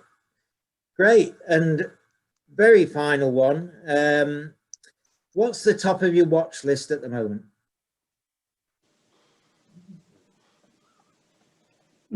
Gaming and gambling companies, the 2 Gs. Oh, well, William Hill's in a takeover situation, so I suppose that whole sector's come alive a little bit. Yeah, I like there's a company called Gaming Realms, which is not for widows and orphans because it's barely profitable, but that I think looks interesting, and an American-based company called GAN, which has done quite well. Interesting. And then obviously Games Workshop and Codemasters, those sorts of companies, TM17, seem to be doing well. Yeah. And Leo? Nice. I had my eye on Tandem, but I think I sat on the sidelines for a bit too long, so I might have to wait on that one. And Games Workshop, one which always looked too expensive. I wasn't as clever as Rebecca, but I was always hoping for an entry point. That doesn't seem to be coming anytime soon. I think my only luck is I haven't sold it. Yeah, many will have been tempted, and I know Leon has a sob story over Games Workshop, but anyway. Well, I'd like to thank you both. It's great to just know you a little bit more. I'm sure the investors will be queuing up to join this session for the next ones. And just to remind everyone, we will be trying to cover at least 2 or 3 investors every month. And thank you for being our very first. Well done to both. Pleasure. Thanks very much. Pleasure. Thank you. Bye. Bye. Bye. Okay, well, our next session is Steve Clapham, who has appeared at our physical events and indeed did part of our Mello virtual in July. In fact, Steve, can you hear us? I can hear you fine. Can you hear me? Oh, excellent. Yes, yes, we can hear you. And Steve, you might even expect some probably wanted to see a bit more of you at the Mello virtual in July, but you fell ill. So yeah, I must apologize to everybody. I'm very sorry I had to vacate the stand, but I actually ended up in hospital, so I've got a good excuse. oh gosh, yeah, that is a good excuse. Anyway, we have you with us now, and I think most investors always worry about the red flags that you highlight, and I'm sure you've got some to point out for us for this month. And this is a regular feature, so great that you're going to be able to tell us quite a few over the next few months, I think. Not that we always want to hear them, but we need to be aware of them. Okay, so, well, thank you for having me. I'm going to now share my screen. Can you see the screen okay? Yeah. Cool. Interesting that Rebecca mentioned Patisserie Valerie and Games Workshop, because Patisserie Valerie I've talked about at Mello in the past, and I'll probably talk about in one of these sessions, or I'll come in. Interestingly, I also was asked to do a forensic accounting study of Games Workshop, which you'll be pleased, Rebecca, to know that it came out rather better than Patisserie Valerie. Anyway, look, for those of you who don't know me, my name's Steve Clapham. I have been an equity analyst for more years than I care to remember or admit. I started off as a sell side. I moved to the buy side. I moved to Tosca Fund in 2005. I was a partner, head of research at 2 multi-billion-dollar hedge funds. You can find me here. I now have a training business. I train professional investors, mainly my main product's a forensic accounting course, and I've got an online school which has got a range of courses and which has been super popular. This is a quote from somebody, private equity analyst at a wealth management firm, came along to one of my courses for private investors and said he really enjoyed it. So what we're going to do on once a month on Mello Mondays, I thought would be to do one accounting red flag and one investing tip. So I've got a whole series of these things that you can find on my website, and I'm going to go through just 2 of these things tonight, and I'll do each week. The reason that the tools for accounting red flags are important is it helps you avoid mistakes. And, you know, it's great if you're fortunate and you find a really big winner like a Games Workshop, but the easiest way to improve your performance is not to pick a great winner, but to avoid the mistakes. And frauds like a Patisserie Valerie are easy to avoid because they always leave a trail. So what I'm going to do over the next few months is give you some tools to detect weakening businesses as well as frauds. And in my view, they're an essential part of any analyst or investor's armory. And I'm going to start off tonight with the audit report, and I'm going to go through those other things in coming months. The accounting red flags, I mean, people believe that it requires, you know, a huge amount of skill. It doesn't. You don't need to be an accountant, let alone a forensic accountant. It's pretty simple to learn and acquire the relevant skills. And, you know, apart from the checks I'm going to show you, if you just use your common sense, investing should be very simple. And if something doesn't sound right, the chances are it probably isn't. So detection tool number 1 is to read the audit report. And I actually did a whole presentation on accounting red flags and how to avoid the next Thomas Cook. But this is a good intro, because had you only read the audit report in H1 2019, not only would you not have invested in Thomas Cook, you wouldn't have bought a holiday from them, because there in the audit report, the auditor said there's a material uncertainty relating to the going concern, i.e., I don't know if the business is going to be around next time I'm going to report to the shareholders. So if you see anything like this, run a mile, sell every share you own, because this is very unusual, and it almost always results in the company failing. But there are some other auditor flags that you want to be aware of, and I'm going to talk about 4 of them: the auditor identity, auditor location, issues in the audit report, and audit fees. The auditor identity. If it's not one of the big four, ask yourself why. Because if it's a large company, the chances of it not being one of the big four, or perhaps the couple that are just beneath it, is pretty slim. Greek, failure, folly, 250 shops in Asia, audited by a Greek firm headquartered in Athens with 8 partners, without an office in Shanghai. Auditor location used to be a very good warning signal. So this is on a map, and you can see some of the failures here.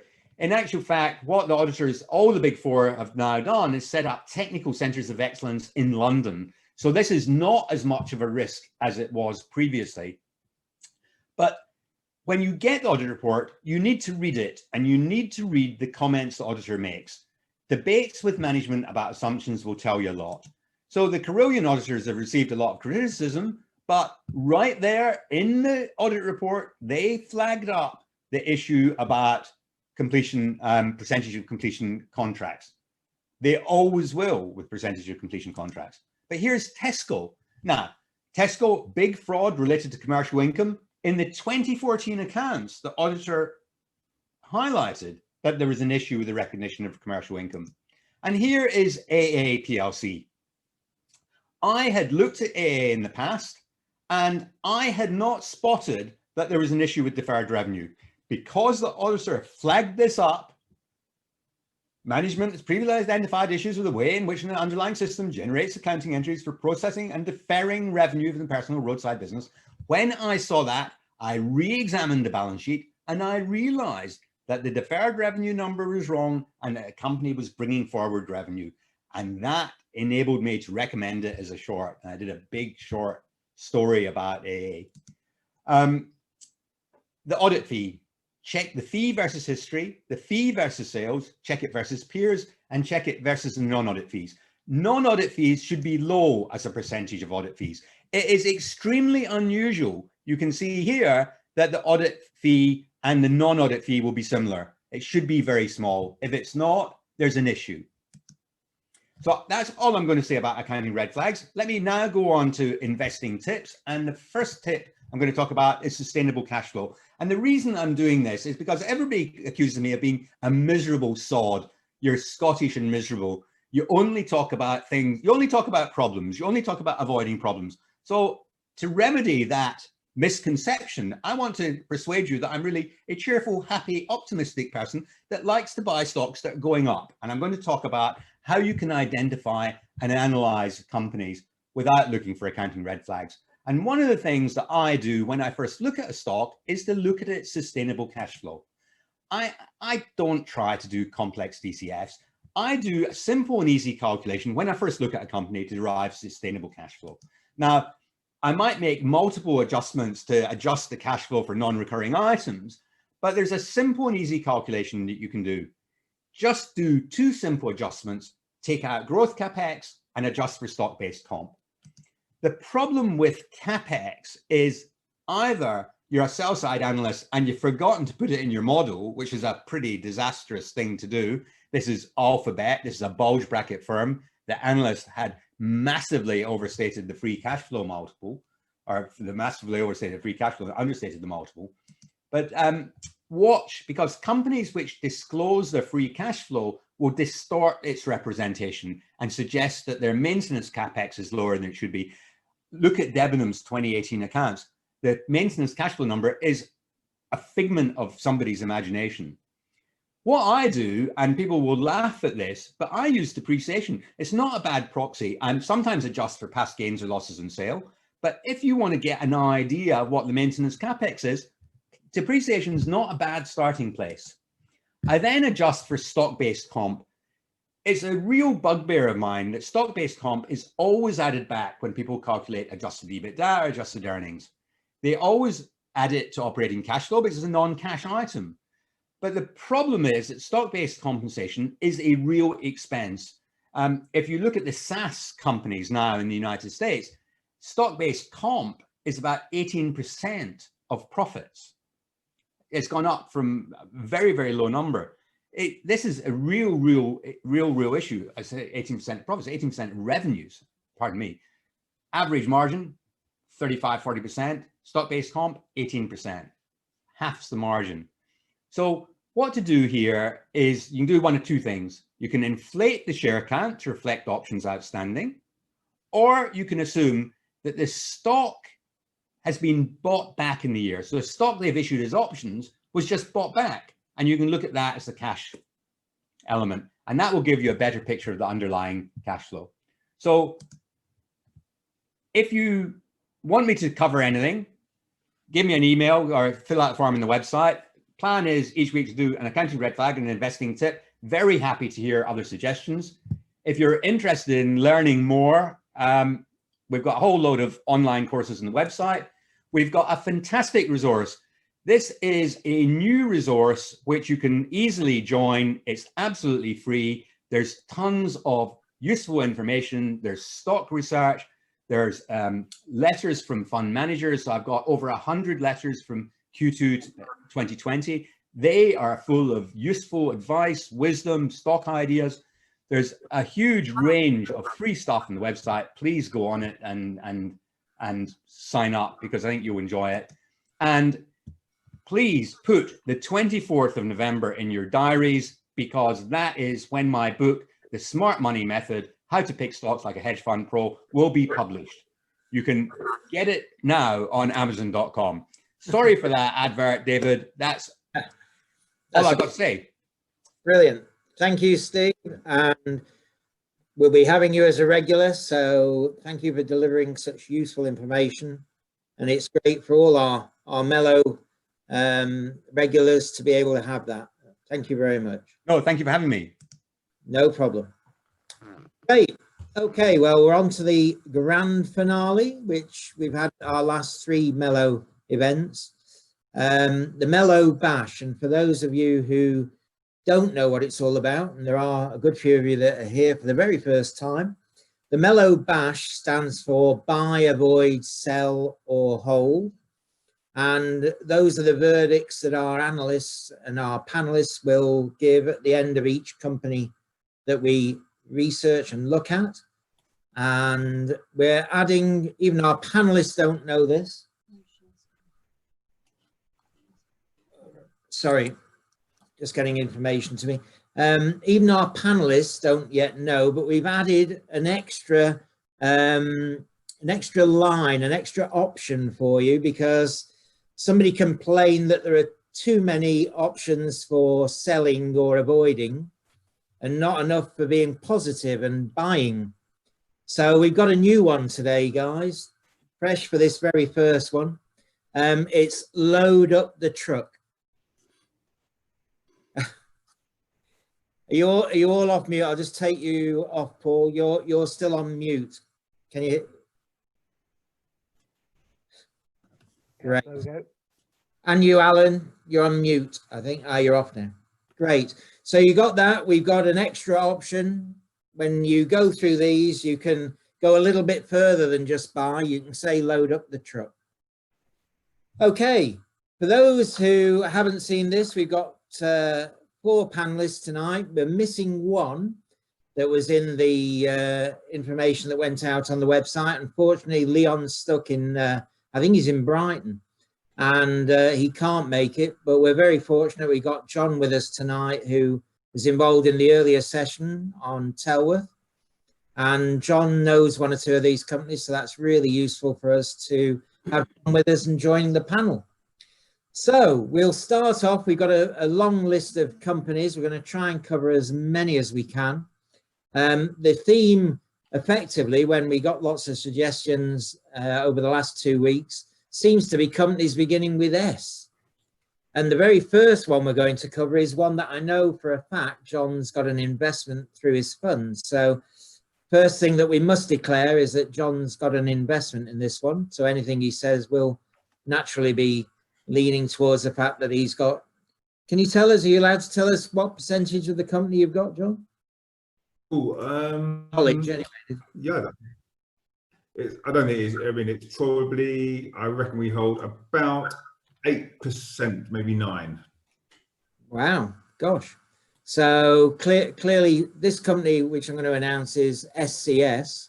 It's a furniture and carpet company. Many of you will have seen it on the well, they're usually on retail parks. I think we're going to bring up the information on the screen. We like to use Stockopedia data, and many of you I know are familiar with Stockopedia. So there's the information on the company. Do you want to introduce them, Alan? Because I think, Alan, we must also declare, is an ex-competitor technically of SCS. For a while, you were FD of one of their leading competitors. So I guess you're in a good position to know the sector well, and maybe you can introduce them, Alan. Yeah, sure. I mean, I think SCS, a business hopefully everybody would know and recognise. They have around 100 stores in the United Kingdom and a small internet business. I think the first thing to make very clear while everybody's looking at that page on Stockopedia, where it says the market cap is 79 million, but the enterprise value is 154. This is actually a very important point in the story about SCS, because that enterprise value is assuming the debt that all comes from this new accounting regulation, IFRS 16, where all the leases in, to the end of the lease is discounted back and put as if they were a debt. But the reality is SCS has no bank debt at all. Its results come out tomorrow, actually, and I think it's going to declare a net cash number of somewhere around 80 million, which again, I think we should say that's going to be an overly inflated number because of all the sort of government subsidies. But I think it's fair to say their average net cash is around 60 million pounds with no bank debt. And I think that's the first point to make, that with that market cap of 79 million for a business with net cash of around 61, in fact 61, you see it there, that's the net cash they have on the balance sheet, and that's the number they have generally trading with through the year. It's what they had at the interims and the last prelims. I think it's instructive to talk about SCS in terms of what's happened since COVID, because basically at the end of March they had to shut all the stores for 9 weeks. The sales were down by 92% during that 9-week period, and I think that meant they lost about 65 million pounds of turnover during that time. They then reopened the stores at the end of May, and in the 9 weeks through to the year end, which is the end of July, the sales were incredibly up 92%, and I believe they recovered around 45 million of that 65 million sales they'd lost. And that actually was in the order book for sales due to come through in the new financial year that just started on the 1st of August. We then had a further trading update, which is probably that one there, that actually says during the first 6 weeks of the new financial year, the sales are up over 50%, and that equated to another 19 million of turnover over and above what they would normally expect. So that you piece those numbers together and we say actually they've completely recovered the sales that were lost during the lockdown period of 9 weeks. So lost 65, gained 45 by the end of the financial year, and another 19 in the first 6 weeks. So I think now all the extra money they're going to get from free rates for a year, furlough money, grants, is actually going to be bunts to them, as it stands at the moment. But I think the more important point about SCS is now how they're actually trading with this period. I think it was up 51% on last year in the first 6 weeks. So they're really traveling at sort of escape velocity speed. And I think there are 2 structural reasons why that is. I think, well, obviously there is the pent up demand, which just has been completely caught up. But I think there's an ongoing structural 2 reasons why they're trading as strongly as that. And there's good reason to think that might continue at a really, really good rate going forward. And I think reason number 1 is just the way people spend their money at the moment. Clearly people can't go on holiday, they can't go out to restaurants, pubs, that sort of thing. And there's been a really strong trend right across the market where people have been forced to be at home more and they're spending more on their own homes.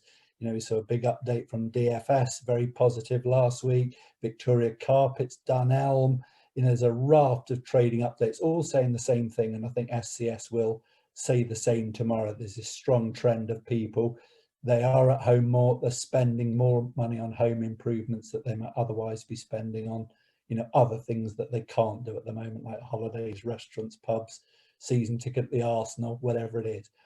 I think the second big structural reason, which very much plays to their hand, is that Harvey's, the number 3 furniture retailer in the market, actually went into administration at the end of June. Now, basically, this furniture market has DFS are far and away the market leader with about £1 billion turnover. SCS are about a third of their size, 330 million turnover, and Harvey's were the third at about 160 million. And they're all on the same retail parks. And I think therefore that Harvey's business of 160 million is going to go to the remaining players. But I think largely a good chunk of it's going to go to DFS and SCS because they were all on, you know, the same retail parks in common. So I think there are structural reasons why SCS should do, I think, very well. Now, again, in terms of the numbers, it's 61 million net cash on the balance sheet. In normal times, the last sort of 3 years before COVID struck, they made around 14 million of profit. I believe the numbers tomorrow will probably show the year badly impacted by coronavirus, the year to the end of July, probably somewhere around break even. But I think the year we're now entering, where broker forecasts are anywhere between about 6 and 10 million, I think SCS are going to beat those numbers by a big multiple.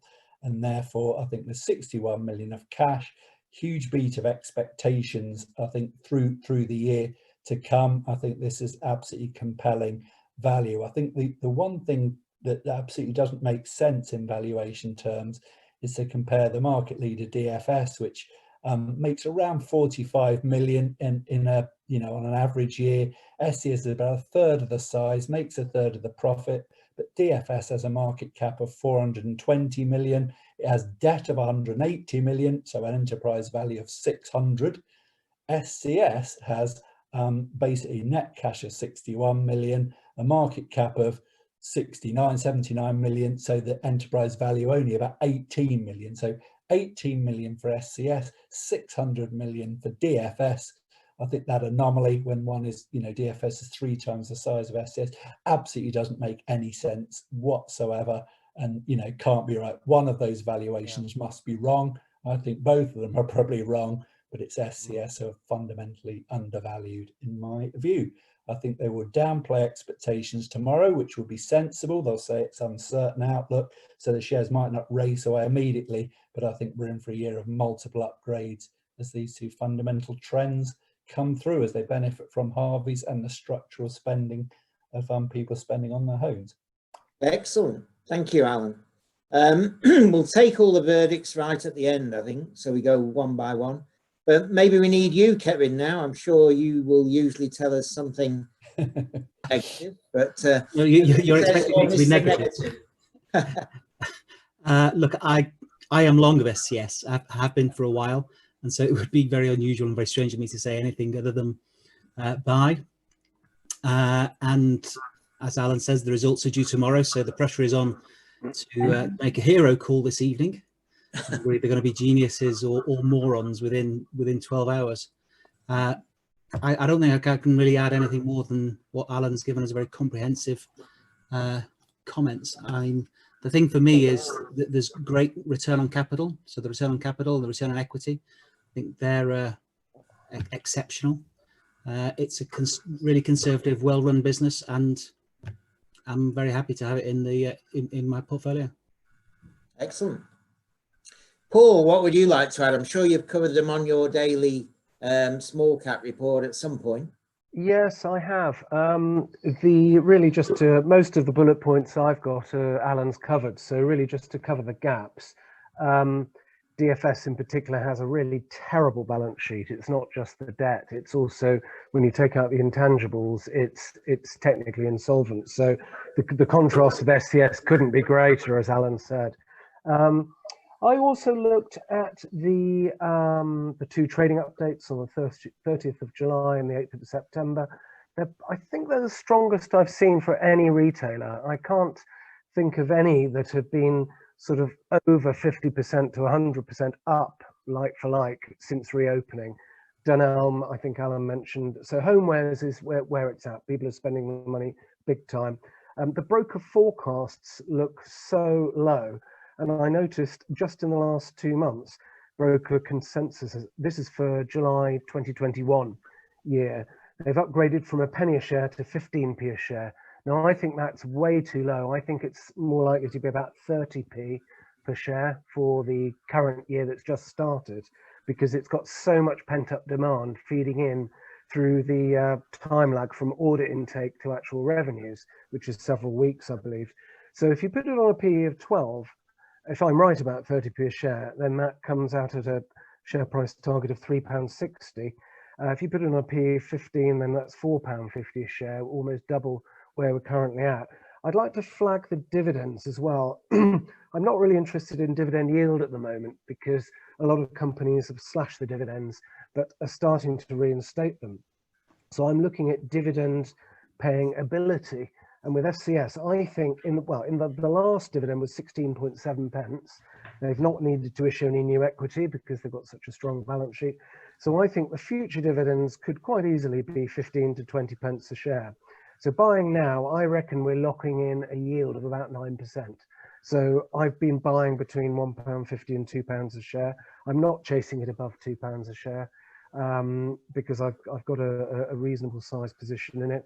But I'm just going to hold for 2 years, and I think we should do well on it. Results are in the morning, as Alan said. I think the year that obviously includes the COVID and the lockdown won't be great. We know that. So weak results in the morning, but the outlook going forward with all the pent-up demand falling into the new financial year, that's what makes it very interesting, I think. So yeah, that covers all my points. Yeah. Well, John, we've given you the hard task of trying to add to that. Okay, yeah. And Well, I think everyone else is so upbeat. I'm just going to add, only 9% of the comment. I'm going to add a couple of words of caution, which is always good for the balance. But one thing I'd say is that there is some management change due at SCS. David Knight, who's been the CEO for a long time, has been a very, very safe pair of hands. He's a real industry guru. He's been in that. So he actually had announced he was going to be retiring this year and has come back into the business and said he'll stay to see them through the COVID crisis. So I think that's something that we're keeping an eye on. Important to see appoint the right person. I don't think it'll be the FD. Chris is a really good, very, very safe pair of hands guy, but I don't think he's there. So that, there is something to just be aware of. And I think one other thing that we track very carefully is we do a lot of alternative data analysis, and we're looking at search trends and website traffic. Importantly, I was saying when we were talking about our new trust, one of the things we've been looking at is the fact that you've seen a real acceleration of these retail trends. We're now seeing 30% plus. Interestingly, SCS has just launched a new version of its website. I don't think we should underestimate what that could bring in terms of additional sales revenue as well, as capacity comes out from maybe other competitors clearly leaving the industry. So we think this is exactly the same. It's a supply side winner for us. We are keeping an eye on the management change, and I would just caution maybe it's run pretty hard into this set of numbers. So maybe it's a little. I think the market is all clearly expecting upgrades to come for the 2021 numbers. So, but I don't think this company, as Alan said, they're not the sort that are going to get excited and let people put through 2 big upgrades if they can early on. So there is a small chance of a little bit of travel and arrive maybe coming over the next few days. But look, we think this is a great business. It ticks all our boxes. A supply side winner, plenty of upside in the share price for us. So obviously you'd expect us to say nothing else. And I agree with you. I think this will be a good dividend payer as well going forward. Excellent, thank you, John. Yeah, you often see things slightly different as a fund manager. You get access direct with the management all the time when you need it. We tend to look at things probably from our alternative data sources as you do. But certainly every person that I know who's been locked up at home for months and months is looking at something to change at home, whether it be carpets or sofas or whatever. So I cannot imagine that SCS won't benefit from that for at least a good few months. We must remember on our data, I mean, when we were tracking it through COVID, it was very clear that as soon as everyone had found out where they could get their toilet roll from, home category went very, very strong, very, very quickly, and it's remained there as well. It's still at very, very high levels. Travel's taken a big another leg down, and as you say, I think as people decide they can't go on holiday, maybe not even next year going on holiday, the new sofa for Christmas, I think becomes much more compelling. Yeah, they'll be traveling on their sofa with wheels. So yeah, good. And certainly anybody who tries to order a sofa now will find they can't get one until nearly after Christmas. So we need to remember that when they show their current order book, effectively that doesn't become revenue probably for about 10 to 12 weeks quite often. So there's lots, you know, into the future that we know we can guarantee we've got some good revenues. I say weeks, you've got to accept I'm also a holder. So I think if we look at all your decisions based on what we've just heard, do you want to start off then, Alan? Oh, load the truck, absolutely. Paul? Well, I've already bought a reasonable size position. You've already loaded up the truck, haven't you? Well, no, it's about 5% of my portfolio, which I'm happy with. So for me, it's a hold, really. Great. And John? Yeah, I'm almost at limits on how much more I can buy of the company. So I'd still be a buy. I'd still be a buy. Right, Kevin? Buy, definitely. Yeah, and I have to admit I've been buying quite a lot again over the last few weeks. So I've loaded up the furniture truck and certainly see no reason. Two-man delivery, David. Two-man delivery. Yeah, I see no reason why not to continue buying. Great, thank you. Thanks for that one. And let's see now what all the audience think. Maybe they're a good indicator of how they feel. We got the poll on the screen here, and you're all voting at home. So I'll announce the results once they're through.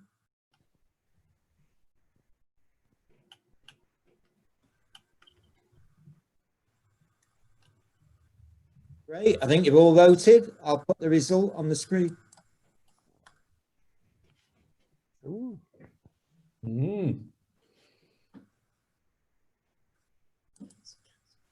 It's not that liquid. That's the other thing we should mention. So actually buying when you want to, if everybody else tries to buy at the same time, could be a problem. There's a question about what do you make of the low Z score on SCS? So that's over here. I mean, that looks to my eye, it must be wrong. I presume that's because Stockopedia must be taking into account the least adjusted debt position. Yeah, must be. Sure. The audience want to know what your hat stands for, Paul. Oh, oh, it's nothing. It's just Aveiro in Portugal. I just buy hats everywhere I go. Have you still not had a post-COVID haircut? No, it's not that bad. Great. Okay, well, let's move on now for the next company. One that you know, I think, Paul, and you've been looking at closely recently, which is Saga Group. Yeah, shall I lead on this one? Yeah. If ever, are the rest of you happy with that? Yeah. Okay, well, this is a very interesting turnaround. Now, it's not a share I bought in the past, but I've been buying recently since the key announcement of £150 million equity fundraising, which is underway. It's underwritten, so it's definitely going to happen in the next few days. Now, the key thing of interest is that the founder's son, who was chief executive for 20 years, is called Sir Roger de Haan. He is bankrolling up to 100 million of the 150 million equity fundraising personally. Now, that to me is something that really makes me sit up and take notice. Now, it's not just that, but also of the up to 100 million, because there's a clawback on an open offer. So existing shareholders can buy 5 new shares for 9 existing holdings. So, but Sir Roger is basically backstopping the whole thing. Now, he's paying 27 pence per share for 60 million of his total investment.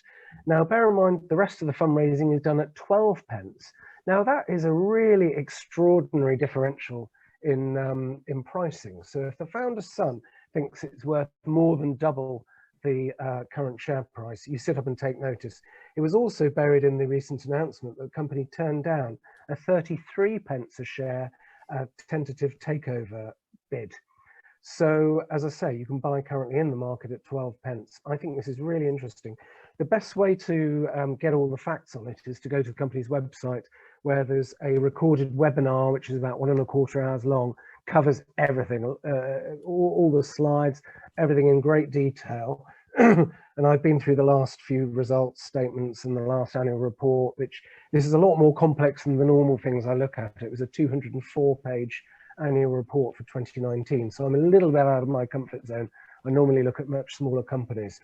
But anyway, it's got two key divisions. The insurance division is highly profitable, highly cash generative, obviously supplying insurance, mainly household and car insurance to the over 50s.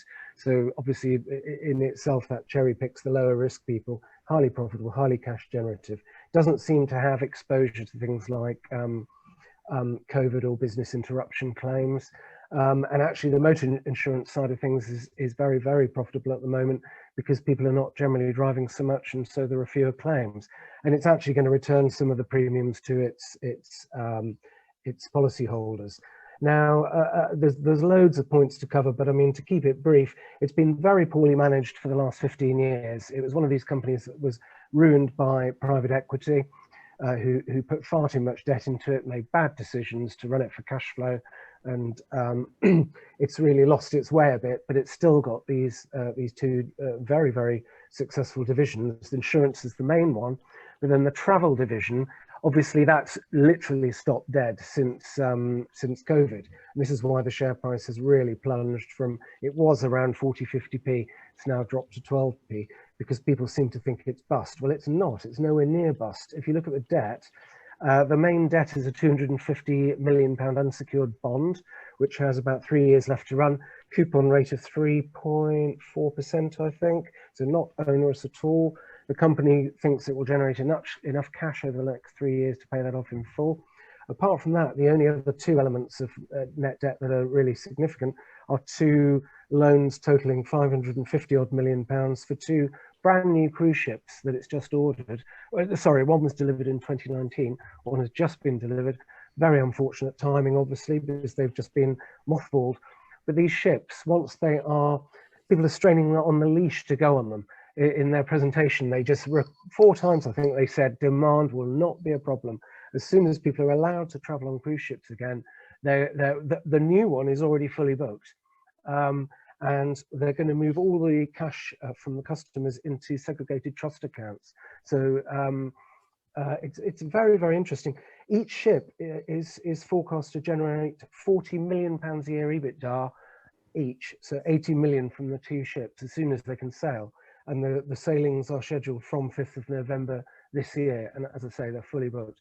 Now, the big issue, will they be allowed to sail or not, or be locked down?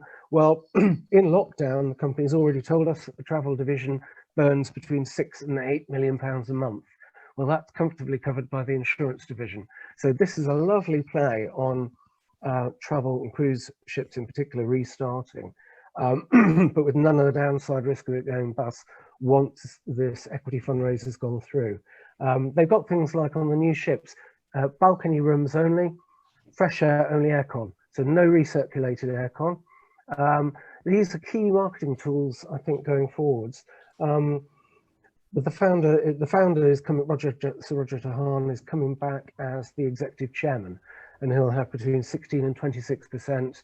He's obviously on a mission to turn this thing around. The existing management are doing quite well. The last interims were quite good. They're doing things like 3-year fixed rate car and household insurance that are very popular and very profitable. There's a lot of stuff to like about this, but you have to dig a bit deeper because the market is still very bearish about cruise ships. You know, if you say anything about cruise ships, people don't want to go near it. But there's actually a great turnaround in the making here, I think.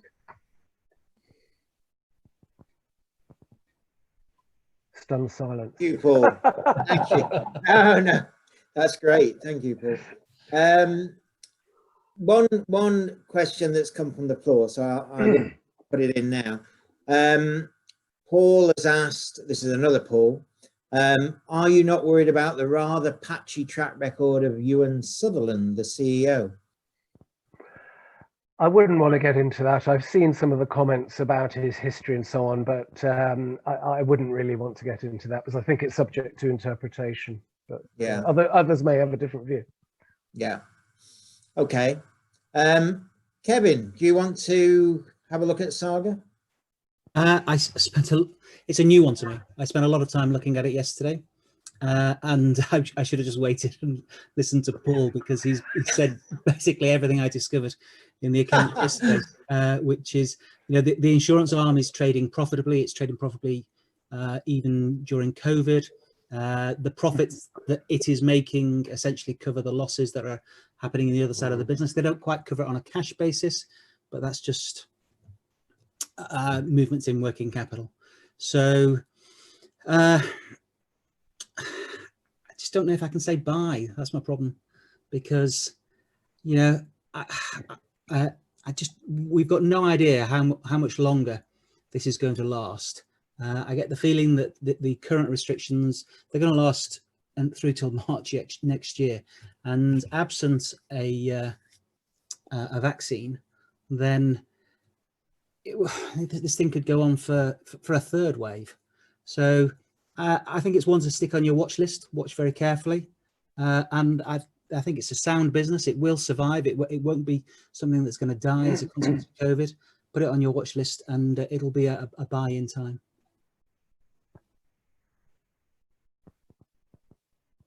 Great, thank you, Kevin. John, what about you? Is it one that you've come across? Have you met the management? Maybe you're one that will know a little bit about management. I haven't met the new management in this time around. Met them in previous lives. I mean, I think Saga is one that we've looked at over the years on various occasions. We've actually been short of it in the past, not short of it in the sort of recent past of this last fall, but I think we'd always been concerned about this business. It was a business that was brought to the market in our view very overvalued, and I think at the time they were trying to put this across as a business that had a lot of value in its database. It was going to be, you know, we have a database of, you know, a very big database of basically retirees, and we can sell them everything. We're going to go from selling them insurance, which it was basically an insurance business, as it is now, but we're going to be able to sell them holidays. We're going to sell them, I mean, they were talking about selling financial services, they were talking about selling advice, they were talking about selling healthcare, they were talking about even care homes at one thing. They felt they were really trying to get a big brand value in the Saga name that we really always doubted. I think that, you know, the insurance business is a good business. It always has been. I think they've got a nice, you know, the one thing you really struggle in motor insurance generally is to differentiate your product, particularly with all the price comparison sites now. It is really a price game. Whereas I think Saga has something different because it does still just about have a trusted brand. I think that's the question mark. What's happened in the market and has it broken that trusted brand, which is why they've always been able to do things like sell people 3-year insurance, and they've had much lower churn than other insurance companies, which now, you know, I think if that starts to change, if that brand gets has got, you know, a bit jaded, then that's the question on the core business. And I would share all the concerns on the travel business. You know, they've got 2 big new shiny ships. My gut feeling is that's very much the last thing that comes back. You know, you're basically trying to get ships full of you know, pretty elderly consumers who are at the highest risk of COVID. I think that's the same for the cruise industry as a whole. Definitely institutionally, we struggle with the cruise industry from an ESG point of view as well. It's highly pollutive as well, which is probably something that doesn't necessarily need to concern you, but clearly that it may be what stops a lot of institutions getting behind this business as institutional shareholders. So I'm pretty, however, just to sort of balance the other side, in my view, 12p, there's a lot of option value in this. You know, your risk reward is pretty high. So it's probably not one for an institutional investor, but I can see the attractions as a person, as a private investor, that there's potentially a lot of upside here to recover to something, even sensible recovered earnings. Yeah, it's a special situation, isn't it? And for one point I forgot to mention as well, just for completeness, there probably won't be any dividends here for about 2 years. Management have stated they want to really let the cash flows pay the debt down. So that's worth bearing in mind. Great. Yeah, thank you, John, because it's always good to get an institutional mindset. And probably some of us have not thought of the ESG aspect either. So that's good. But you're right. Option value, I think, is how some will look. Any share that goes to sort of low levels like this, there's always lots that will want to see a very quick return as opposed to a long return.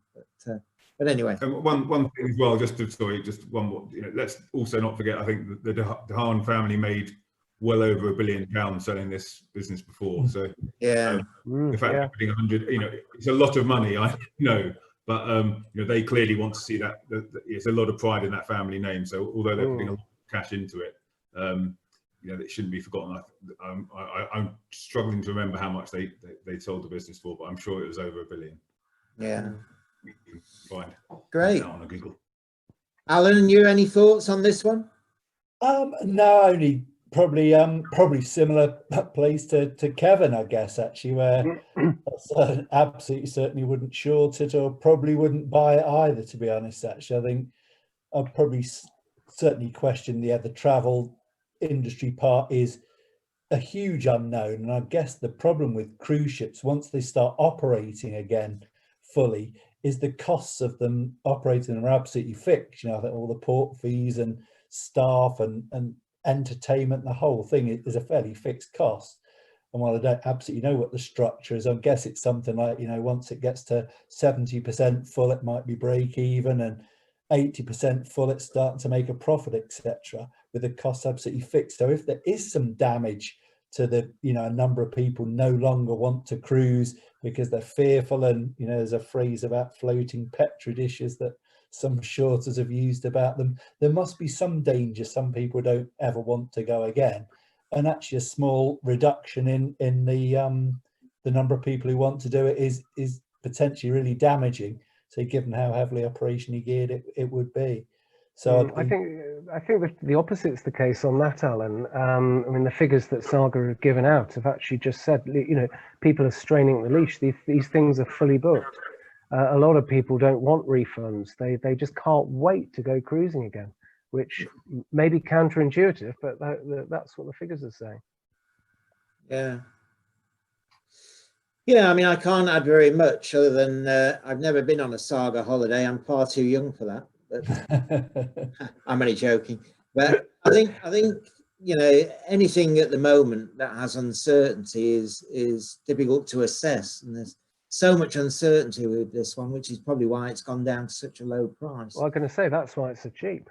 Yes, exactly. And the guy who has put the money in at what was it, 27p, put half his money, 60 million at 27p. I think that's probably attracted a lot of attention for the fact he's willing to pay more than the 12p that it's at the moment. Yeah. So I'm one of those who's really uncertain. I'd love to sort of feel I could put money in and I'd know where it's going, but it's a difficult one to call, is this one. Probably why it's good to discuss. Anyway, overall for your verdicts then, we'll start with you, Kevin. Let's say avoid, but it could be a buy in 6 months. John? I'm avoiding it for now. Yeah. Yeah. Paul? Well, I've loaded up my truck, although I think my rear axle might be about to break in half.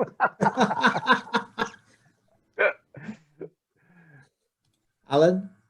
Yeah, avoid for me as well at the moment, I think. Well, I haven't got any, but if there could be a neutral and a hold, then it'd be me. It's a wait and see, I think, which is probably in a sense similar to the avoid, but I don't want to. I think I'm going to keep watching and looking for indicators. Do have a look at that webinar on the website though, because it's really informative, full of detail. Yeah, I think that's probably worth a look. Anyway, we've put the poll up for everybody to, they're all voting. Let's see where we end up with this one.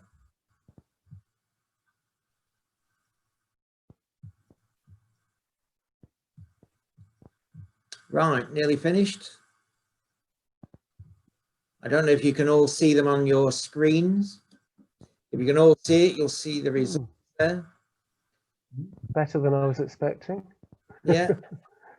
Well, yeah, quite a few buys though. You know, a third of the audience want to buy. Yeah, it's definitely been an undecided one, this one. It's certainly split. I think it'll take time. I think it'll take a few months for market perception to change, because it's been a bit like the AA. It's been such a serial underperformer. You know, people need convincing before they buy into the turnaround story, I think. Yeah. Okay, well, let's move on to our next one. Now this one is over to you again, Alan. Spectra Systems. I know you know this one well. Yeah, absolutely. Yeah, and apologies in advance for the fact I'll be on here twice talking with such enthusiasm about two shares.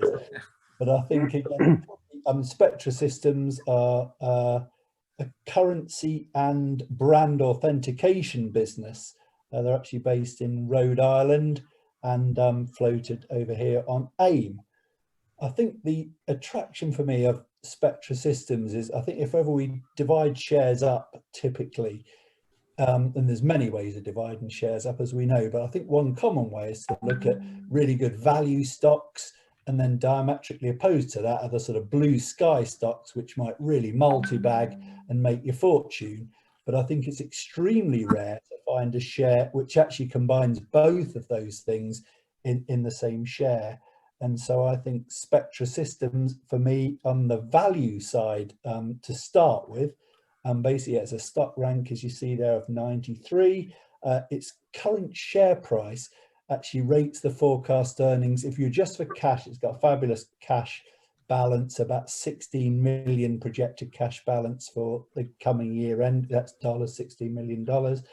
And on a cash adjusted PE, it will be on about 16 times.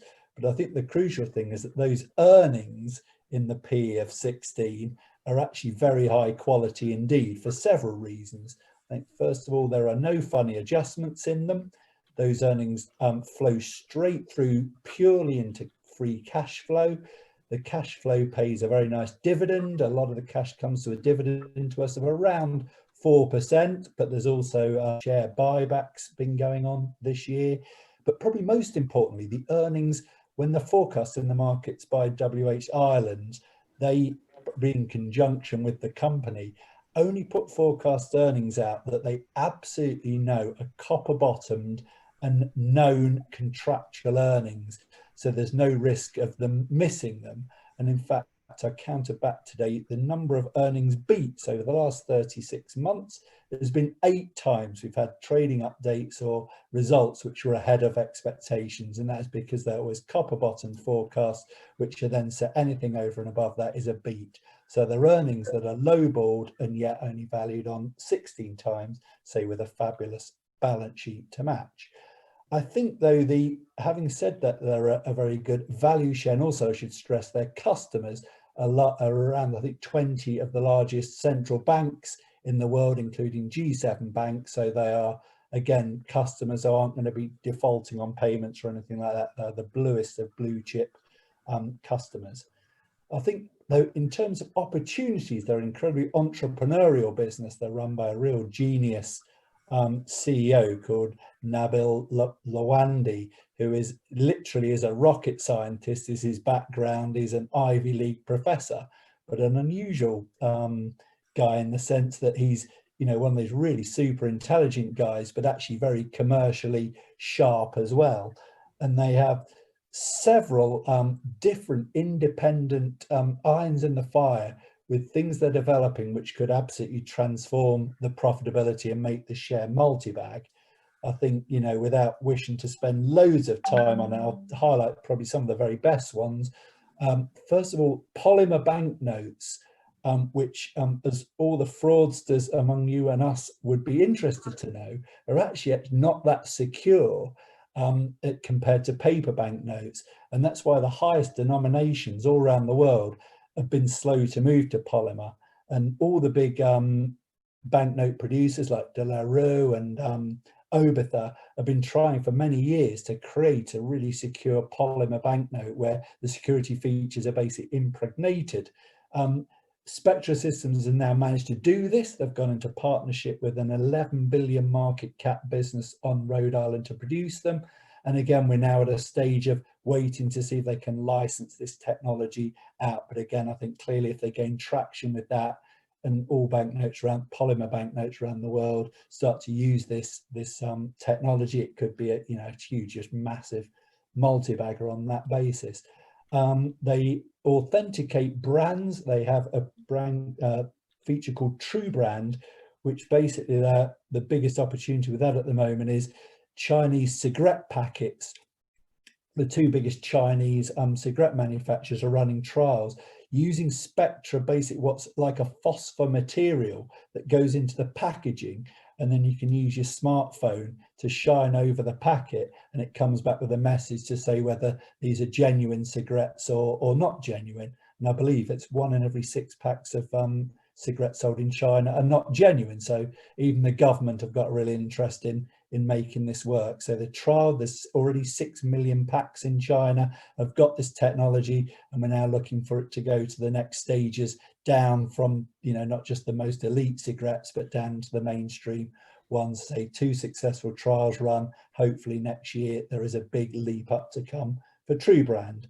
They have another thing they have is something called Aeris, which is a banknote cleaning machine. Basically, these can retail for up to $1 million each, and this is a business with a forecast of $50 million. So even one machine would be very material to it.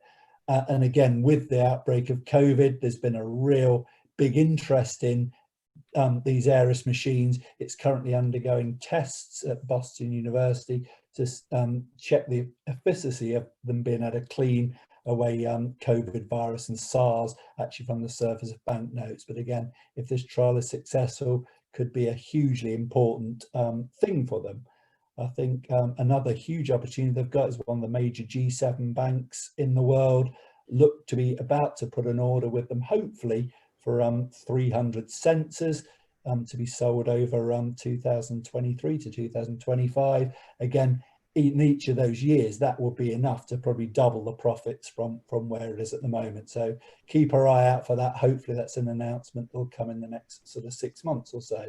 And even aside from those 4 big things, which I think individually are capable of multi-bagging this share, they have all sorts of other smaller things going on. They're protecting coffee pods, which has doubled their business against where it was last year, tires, lottery tickets, all sorts of things. So I think, again, this has got huge blue sky potential. Its value, if you are a technical analysis, you'll notice it's almost just got up to, it's broken its all-time record high about 10 days ago. So there's something in it for the chartists. Certainly, honestly, if I could only own 1 share and 1 share only, it would definitely be Spectra.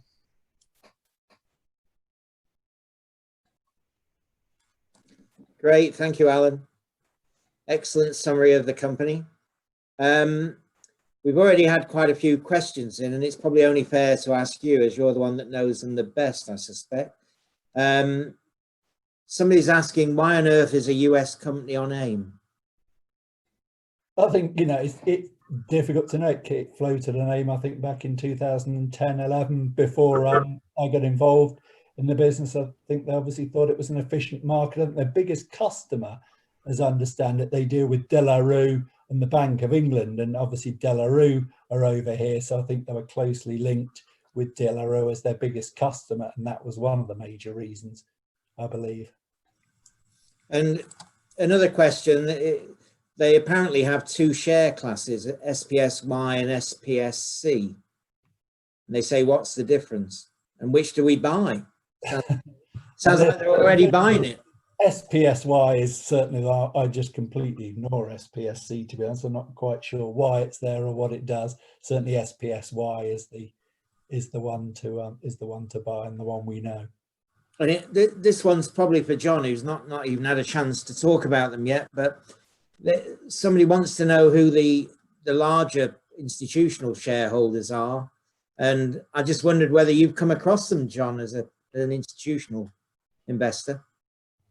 Who's that? So we registered there. So I mean, Herald are a specialist tech investor. Yeah. So I'm sure you know Herald. Close Brothers. I'm not sure who it is at Close Brothers. So no, I can't really help. Obviously, Marlborough Nano Cap Fund is a well-known from Hargreave Hale. So certainly we know that institutional investors are in there, so that's good. And one more probably for you, Alan. It says, any thoughts around the move to the cashless society? Yeah, I mean, I think it's an excellent question. I think it probably has been quite a sort of overhang on the shares for quite a while. I think the interesting thing was the shares certainly really fell when COVID first broke back in March, despite the strength of the balance sheet, and they issued an ahead of expectations at the year end in March. But what's actually happened since then? They have had a record order from their largest G7 customer this year for actually the security features, which is just coming in around now, I think September, October. And it caused Spectra, I think two weeks ago, to have to significantly upgrade their forecast expectations. And this, again, it's counterintuitive, because you think, oh, we're moving towards a cashless society, that's bad news for Spectra. But actually, the notes and coins in circulation since COVID broke actually have gone down, or basically gone down, or caused people at the Federal Reserve, the Bank of England, to actually order more security materials for their note production. And I think there are two reasons for that, apparently. One is there's more of a gig economy, so there's more cash transferring hands that way in the last 6 months. But I think also there's been just a period of apparently people, especially in the States, I think, hoarding cash away, which has taken some notes and coins out of circulation. So in terms of the notes and coins that have needed to be produced to keep the level of all denominations at a steady state across the world, that production has actually needed to increase this year. Hence this big rise in expectations for the current year and for next year is about 16-17%, and caused this quite big rise in the share price that we've seen. I think the other point of context is that if you look back over the last 10 years, say, I think I saw some statistics that said 10 years ago 2/3 of transactions were on cash, whereas now it's only 1/3. And yet over that time, the volume of notes and coins actually in circulation, which was what matters to Spectra, has actually increased. And clearly Spectra's results have really shown consistent growth over the last 5 years. In particular, the profits have grown consistently, despite this ongoing trend of people using cards more and cash less. So no, that's how I'd answer that. Great, thank you. So institutionally then, John, have you ever met with them, or do you know anything about it?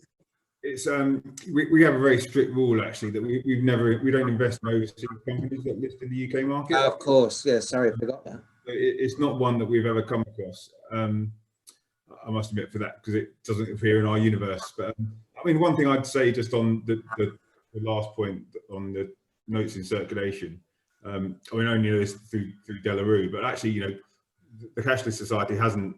This is very much a sort of Western world scenario. Actually, notes and coins around the world are growing still pretty significantly. Actually, the sort of trend to middle class coming through in Africa, in Asia, is actually a much bigger trend. So globally, although clearly in the UK and the US, less so in the US, but in Europe, coins going down. Actually, global note supply is quite significantly up due to the fact that that's we look at it very much from a, we talk about we're very conscious as institutional investors to make sure we're staying outside the London bubble when we're looking at the UK, but I think sometimes we need to look outside the UK or the Western European bubble as well. Yeah. And Kevin, any thoughts from you? Only that I wish I'd listened to Alan when he told me to buy this, I think probably 2 years ago. My thoughts have always been that if, as we move to a cashless society, that Spectra wouldn't do very well. And I mean, quite I've been wrong essentially. So I had a good look through the numbers over the weekend. The recent interims are very strong. They've got a great outlook statement here at the bottom. The board therefore believes that the company is on track to achieve record earnings for the full year. Expects both revenue and earnings to significantly exceed market expectations for the full year. I thought it might be, I thought it does look a little bit expensive, but I think this is just one of those where a year from now, when you look at that PE number, that will be a lot lower. I should have listened to Alan years ago. Yeah. Just to bring all those who've never been to Mello before. Quite often we have some of our regulars will talk about a company. Alan actually presented on Spectra. I think it was at Mello in 2018, even, Alan. It might have been, yeah, that's right. It was a Mello Bash panel, wasn't it? And I Spectra, and then the panel adjudicated on it, I think, yeah. Yeah. So it does pay off sometimes getting details, into perspective with all these companies. And it's a good advantage for everyone to really get to know a company. David, can I just interject with a couple of quick points on that one? Yeah, do. Alan and several other friends who are equally smart are all in this stock. And I generally find when a lot of the best small cap investors congregate in a stock, it's really worth taking a look. And I'm not just talking about people with good opinions. I'm talking about people who I've seen over the years make large amounts of money. So I think Spectra is definitely worth looking at for that reason. But the only thing I would say is it's still very small business. If you look at the revenue line there on the Stockopedia page, we're talking really small amounts of money. So a slight caveat I would add is that I think it's susceptible to maybe, if they don't land particular contracts in a particular year, that can have more of an effect than it might do in a larger company. I looked at De La Rue, which is very much bigger, and it looks a pretty convincing turnaround actually. So I think if you like Spectra, De La Rue is probably worth a look as well. Good point, Paul. Good point. Great. Okay. Well, maybe we'll give our verdicts then on Spectra. Start with you, Kevin. Bye. Sean. Well, for the fund, I'd have to avoid because it's not in the universe, but I think it sounds like if I was allowed to do any private investing, it would be it sounds like a speculative buy to me. Yeah. Paul. Yeah, I'd go for speculative buy as well. Well, that's a new one. We got a not on speculative buy. Well, I don't know enough about it to be completely honest. Alan. Guess what? Buy. Yeah, I must admit I've been in this a long time. One thing I didn't mention, one thing that used to worry me, doesn't really now because I've got to know Nabil, but for many years I wanted to attend the AGM, and every single year, and I'm really not kidding, every single year, probably for about 10 years, they seem to somehow effectively cancel the AGM because they don't have a quorum and claim that it'll be postponed to a later date, but that later date never comes. So I don't think anyone that I know will ever have attended an AGM, but thankfully Nabil gives us time, lets us ask him questions. So I feel a lot more comfortable with it now, and it's done really well over the years. So I'm very happy. It's one of my largest positions. So probably like Paul, I respect the others that are in it, and I'm certainly a buy. Great. And let's have a look at the poll. Very good. Yeah, 59% saying buy. Oh, we got 7% backing up the truck. And only 3% saying sell. So that seems fairly convincing, and 12% avoid. Great. Okay. Well, moving on. That's our next company. Now, this is one I've never heard of. So Mello opens your eyes to all sorts of things. It's a company called Supply at Me, and I can't even remember them listing. So I don't know if it's a name. Well, I've never heard of them. And Kevin, you seem to have a fair bit of knowledge of them, so maybe you can talk us through it. I have a position, but let's wait until the end before I deliver the punchline. I think we can guess. So we're looking at this one because it's a very popular retail stock at the moment, and certain websites have been very enthusiastic about it. Supply at Me reversed into Abal Group in March of this year, and it's not actually an AIM company. It's on the standard list of the main market. It claims to be an innovative fintech platform that provides working capital to its clients by monetizing their inventory. So a normal bank would simply finance inventory by lending against a percentage of the value of that inventory. Supply at Me, what they claim to do is that they can provide 100% of the value of the inventory by buying the client's inventory and then selling it back to them when they ultimately sell it to the final consumer. So the key point I would make, though, is that despite it having a very long list of potential clients, as at today's date, they haven't commenced business and no monetization, as they call it, has actually taken place. Now, originally, they were going to raise finance by issuing bonds under a securitization program. But more recently, they've teamed up with an unnamed financing partner so that they can buy a bank.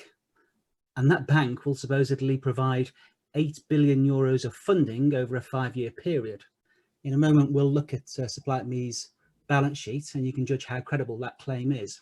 It reminds me of Tungsten. Yeah, I mean, there might be some... They bought a bank, didn't they?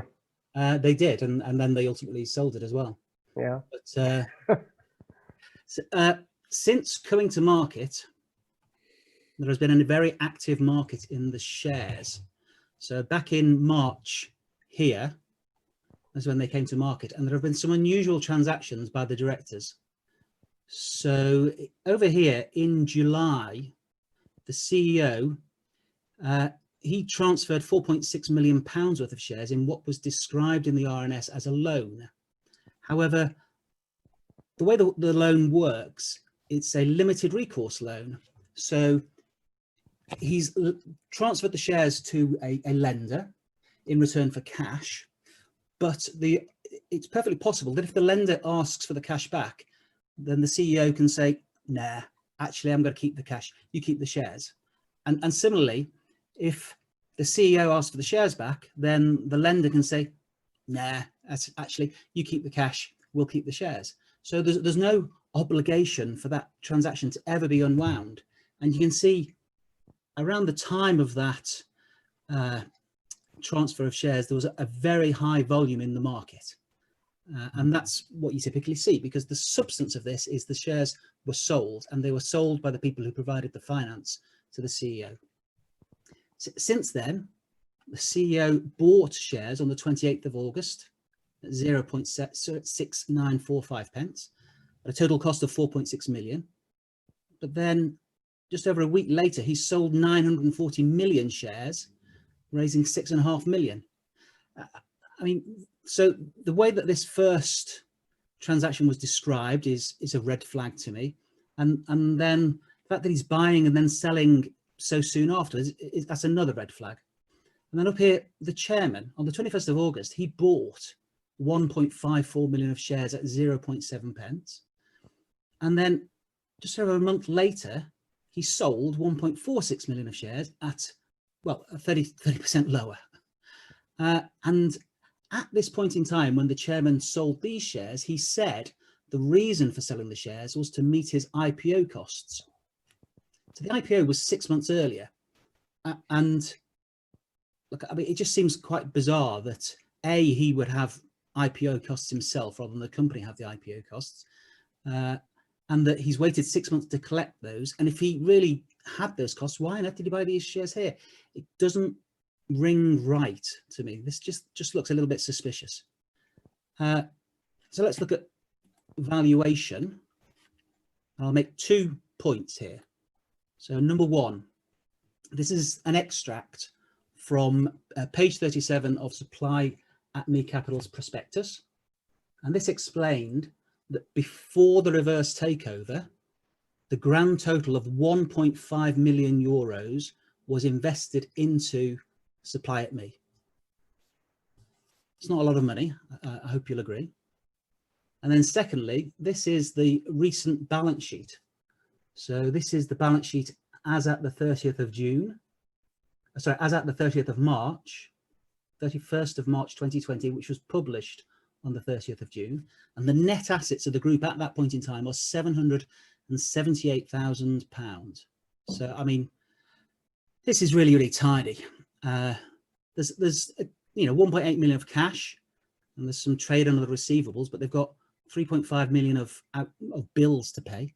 This looks to me like a balance sheet of a company that's going to need to raise cash. I'm surprised, frankly, that they haven't raised any cash so far. There's obviously a lot of demand for the shares. They could easily have placed into that demand for those shares to raise cash. But going back to the previous comment about them buying a bank, this isn't a balance sheet which would permit them to have any meaningful investment in a bank. Now, up until now, and I've not said what the market cap of the company is, because if we were not virtual, I would ask a straw poll of what people thought a company like this might be worth. On the face of it, I'd say it's worth £1 million. On a good day, if with a good wind behind it, perhaps 5 or 10, if you could prove that its technology works.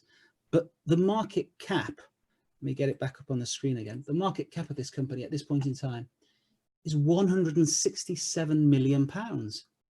It's just absolutely stark raving bonkers. It's more than price to book value is, well, 170, 200 times. It's just crazy. So I have deep reservations about whether their product works to begin with. There's some very iffy share trades by the CEO and the chairman, and I think that this is an absolute standout sell. And I am actually short at this point in time. I was short from around about the end of August here at around about 0.7 pence, and I think this is a question. Don't understand why this is so popular with the retail investors. Thanks, Kevin. Yeah, I must admit, looking at the information you provided, I'd be going the opposite, and not opposite to you, but I'd be not loading up the truck. I think I'd be unloading the truck, which is but you've got to be so careful with these things. Where the market cap has detached from reality completely, it's not a surefire short. I mean, if you look at Tesla, it's wiped out every shorter in its wake, and it's still kept going. And I mean, I know somebody who cornered the market in some UK AIM-listed stock. The problem is there's no minimum free float. So you just need some Chinese crook to own about 90% of the shares. They can corner the market, delist it. I know somebody had to pay up £1 million for about 10 grand of the stock because the Chinese just delisted it and said, we're going to charge you 200 times the price. You can't get any borrow to short these things. I just think it's incredibly dangerous. I'm sure Kevin's completely right. But in my experience, just these things, it's just best to steer well clear of them. Yeah, John. Not try and short them, because you might win the odd one, but then you get absolutely stretched out by another one. Yeah, the shorts are difficult. I mean, that's why there's a masterclass with ShareSoc on shorting, because you need to really know how to do it and how to get out at the right times. But John, do you get to see any of these companies when they do these sort of reverse? Sometimes, yeah. I mean, we saw tungsten. Obviously, that was a bit of a better known situation, I guess. We had a good look at that. We were never involved. I mean, obviously, I'm just having I hadn't looked at it ahead of tonight, unfortunately, but I'm just having a quick look at it now. I mean, I'm just going through the prospectus. I mean, there's just a whole raft of related party transactions and put and call options over share capital. I mean, I'm literally just skimming through, and clearly, there's a big related party and a concert party involved as well. So it's for me as a I'm on sort of page 128 and then 130, I think, where all the put options are, Kevin. And I mean, it's for me, this is a classic one in the nicest possible way. If a person looks at the whole market, I just put it in the too hard box. Just say the amount of work I would have to do to get comfortable with having a position for my clients in this is probably going to take an amazing amount of work to really feel that I can do it. And for an institutional investor that to make meaningful money on this on the short side, I'd want to have a £5 million plus short position in it.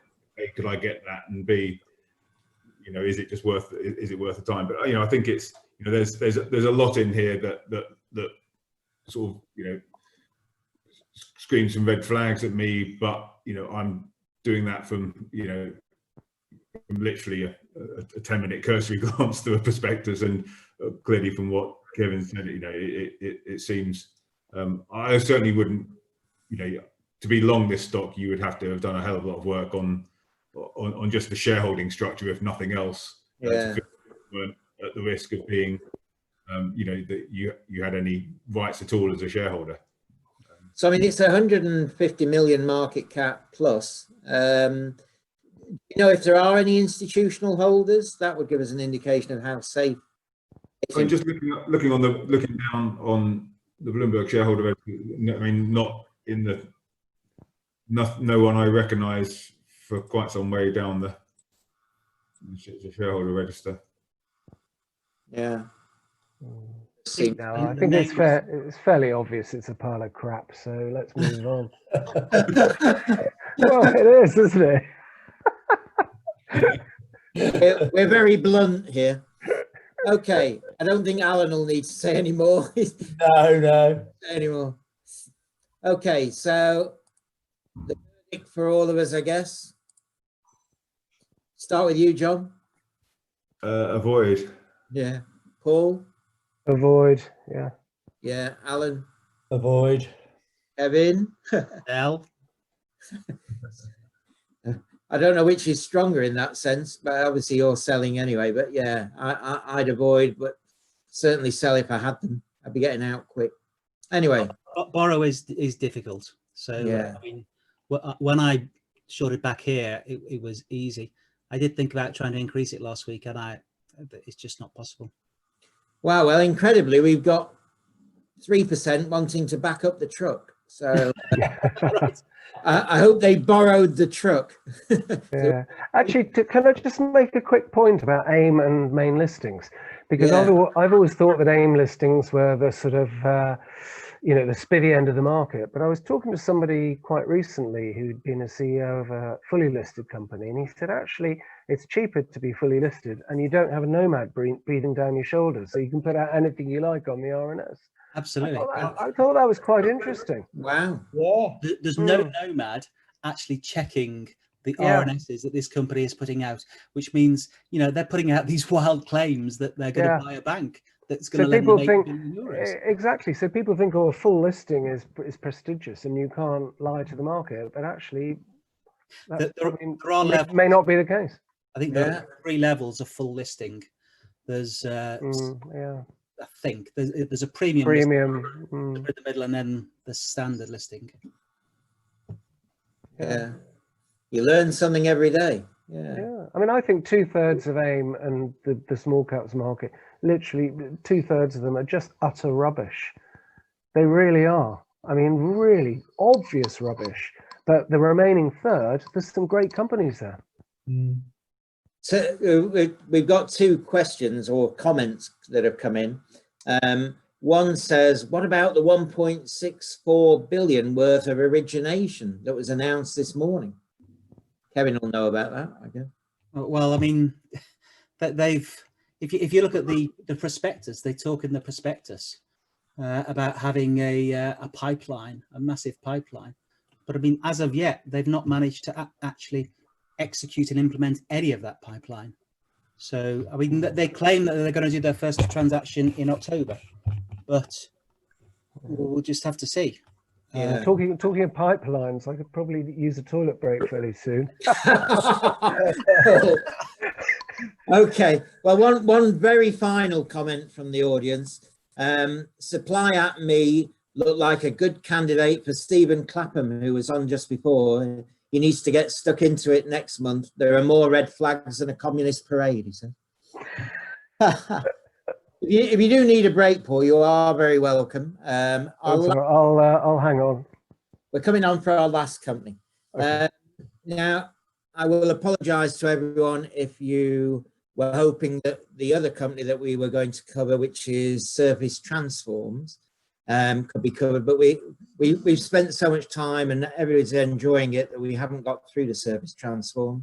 What we will do is make them the very first company that we cover next month. So that's the good thing about Mellow Mondays. They're now on regularly. The next one will be the 19th of October, and we will cover them then. It's just that we don't want to keep everyone away from their beds, and we certainly don't want to keep Paul away from the toilet. So anyway, we'll move on. Our last company tonight, and I hope you're all enjoying it, is Superdry. And I think Alan knows Superdry. Yeah, I think Superdry Entry, again, it's a company, I guess, pretty much everyone will know.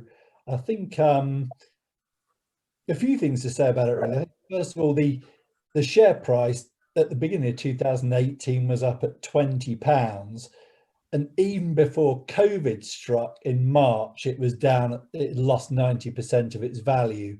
And so while clearly COVID's given a big kick, it was in a structural decline before that.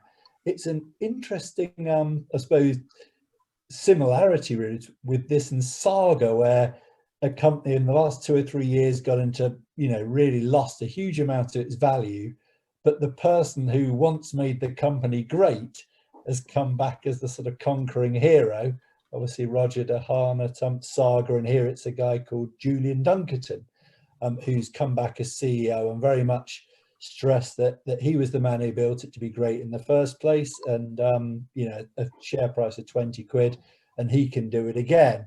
So I think the clearly the bull case is that you trust that he can. He's a guy I've met and dealt with before, actually, and he's certainly not a guy short of self-confidence. You could absolutely say that, and I think he's clearly confident that he's got the gift and can rebuild this company to what it was once before.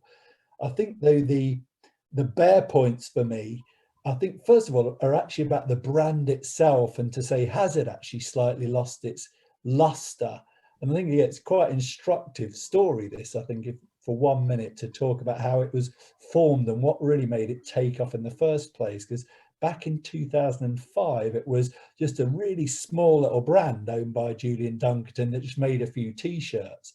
And he had at the time the inspired idea, I think, of sending one of them to the fashion icon of the time, David Beckham, who obviously unwrapped it when it got sent to home, liked it, and actually wore it for a picture on his 2005 calendar, apparently.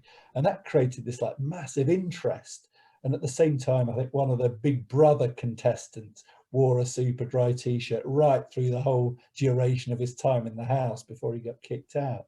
And apparently those two things then triggered this real interest in it, and basically a few celebs then picked up. They famously spent nothing on marketing at all, but some celebs picked up on it, people like Kate Moss and Leo DiCaprio, real A-list celebs of the time, absolutely loved it, and it just created this luster for the brand that then propelled it forward. And for the next 10 years it could do no wrong. It opened up a huge number of stores, built up to sort of 700 million turnover. But clearly the last 2-3 years it's lost, as I say, it lost 90% of its value. Even before COVID, it was only heading for a break-even result to April 20. It's now declared the results, and for the last 5 weeks the shops were shut and they've actually made a loss of 40 million. So I think the question for me, having worked in fashion retail through a lot of my career, is I think once a brand like this, it becomes the wonder thing of the time. And I know my girls absolutely loved things like Topshop and which was the brand at the time, probably 5 years ago. And a bit before that, New Look was viewed as a, you know, really cool brand and very profitable business. But once those brands sort of lose their luster slightly, with the, you know, Jack Wills is probably another good example, you know, they just become busted flushes. And I think it's probably very hard to recover that brand luster that it once had, and that feeling of how cool and all the A-list celebrities wanting to own it, those sort of things that really propelled it forward. So I think the bear case for me is, yeah, it was only heading for break even and on a downward trajectory even before COVID came along. It is a business, 80% of it is retail in one shape or form on high streets, only 20% of it's online. I thought the last trading update as well, which admitted the last 7 weeks of trading online had only been plus 4% on last year. Yeah. Very poor for one thing, where for fashion, online's just going gangbusters for people like Next and Boohoo and people who've got big online businesses. So I think there's a business, you know, that, again, they say they've got a lot of cash, but I think at the peak debt last year was somewhere around 15 million. Since then, we know they've lost 40 million in this last financial year. Plus they're trading at the moment 30% down on last year, so potentially heading, I think, for an even bigger loss than this 40 million.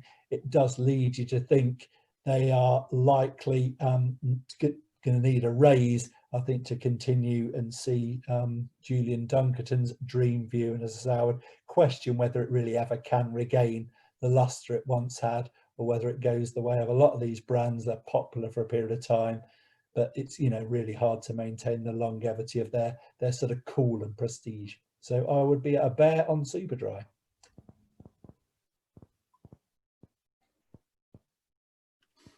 Great, thank you, Alan. Your thoughts, Paul? You're one of those who tend to look at the clothing industry very closely. Yeah, I was FD for 8 years of a value ladies' wear chain with about 150 shops in the 90s and early noughties, and I think I agree with everything Alan said. I've run a spreadsheet on Superdry. I think it could lose up to £100 million this year. The broker forecasts are close to break even. They're utter rubbish. They haven't allowed for the fact that the sales are down 30%. And if your sales are down, your gross margins are also down. They've got the one point Alan probably didn't cover, it was the lease liabilities. The old model of 15-year upward-only rent review every 5-year lease model just doesn't work anymore. And what's happening is everybody's doing CVAs. New Look's just done its second CVA in the last few years, and they bullied all the landlords into putting them on turnover rents. So the only, I think, retailers and hospitality groups that will survive are the ones that can do a CVA. So I wouldn't invest in anything on the high street unless it's done a CVA. Quiz Clothing has done one. They did a pre-pack admin, actually, which is even more brutal. They're now trading out rent-free from a lot of their stores and from turnover rents on the rest. It works. High street retailing will only work if you're basically paying next to nothing in rent. And or the other thing is, if 50% of your sales are online, so Next was the one exception to the main high street malaise, because they were actually an online retailer with a few shops, but people didn't realize that. People have now realized that. Jules is another one which does about half of its sales online that should survive. But Superdry, I think the trouble is the lease liabilities are so huge, and this is probably the only area where IFRS 16 is useful, is for struggling retailers. You see they're trading at a loss probably from practically all of those shops. And what happens when business rates kick back in next year for April? You know, these Superdry, I think, is going to have to do a serious equity raise just to survive. But they're talking the talk, and they're telling everybody they're going to revitalize the brand, so they'll probably survive. And liquidity, it's actually all right. It's not going to run out of cash anytime soon. But I wouldn't touch the shares of the barge pole. Great. I think John's getting a feel for how blunt we can be on these sessions. And if there's going to be an equity raise, it's probably your door they come knocking on, John. And yeah, I think look, Superdry, I think, you know, for those listeners to our you know, presentation at the start, when we're looking at British recovery, we want the supply side winners, and I'm afraid I can't see Superdry being a supply side winner. I think it's squeeze middle. I don't think it's anything unique. I think its uniqueness went a bit the way of the FC UK brand did, in a very similar style. Not that going back 10 years or so, that it was good for a while, and then it lived up to its name, didn't it? Really. I think they have done a bit of a job on the rents. I know they've managed to, I think, renegotiate 65% or so to turnover-based leases, but that means you don't get the operational leverage on the upside either. It's a very wholesale dominated business as well, and it doesn't need me to tell you that the wholesale channel, which is traditionally through the has a big business through the department stores. The department stores is one of the most challenged business models out there for clothing retail as well. So I think Julian Ungton has I wouldn't be surprised if he could maybe come back and find some money from institutions that made a lot of money out of him for a little while at the start of the Superdry story, but that wasn't us, and it wouldn't be on a refinance either, I don't think. Can I just come back on those rents though, John, because I know Superdry have been telling people that they've got massive reductions in their rents, but I think the trouble is they've got a lot of, I think they're only talking about the ones they've been able to renegotiate that are either coming up with expiry or, so I think 65% of 65 of those they've renegotiated. Of the ones exactly, which I think from the figures I've looked at is probably only about 20 or 25% of the total. But well, I'm not 100% on that, but I've heard them say something similar to other people, and it hasn't stacked up to scrutiny, Okay, thank you. Great. Right, Kevin, it looks like it's down to you to drag us back up and be positive. I'm so glad that Alan was negative. I thought he was going to say bye, and I was going to have to disagree with him. And oh no. I mean, I looked at this in some detail, and the recent interims, the numbers are terrible, and these ended the 25th of April 2020, so they only included 1 month of trading post lockdown. And I just thought, I mean, if these numbers are so bad with only 1 month of lockdown in, what are they going to be with the with the next 5 months of it in? I mean, the numbers in here show really poor online training. On the upside, though, the Q1 trading update, which was here, did highlight that online training during COVID had been really, really good. So, 93.2%. So they are switching online, but I mean, they're just too slow. They're Johnny come latelys. They should have been online long time ago. And so I say, sorry to interrupt, Kevin. There's an interesting thing about that online, because you're right. I looked at that at first and thought, wow, at least they're doing well online. But buried in the detail in one of the trading updates, they admit how poor the margins were, and they actually say it's something to do with clearing a lot of excess stock from obviously autumn winter that they couldn't. Oh yeah. Okay. Also, so I think it was an unreasonable big stock clearance exercise at crap margins that led to that sales being good, and probably that plus 4% we've seen in the last 7 weeks of more sort of full price trades probably more instructive, I think. I think they need to do a CVA. Again, going back to the point before, everyone's doing them now. You've got to kill your lease liabilities if you're retail or hospitality. And personally, I don't think I'd invest in anything that hasn't done a CVA, because it gives all the people who have a huge competitive advantage. They're suddenly on ultra low rents, on turnover rents. Well, how can you compete against that if you're on, rents that pertained 3 or 4 years ago in the boom? Yeah, quite right, Paul. Overall, this is not a business that I would want to own, and I would recommend people look at Next instead. I know I've said it before, but Next is a quality business. It's hitting the ball out of the park on all of its metrics. Back the truck up on Next.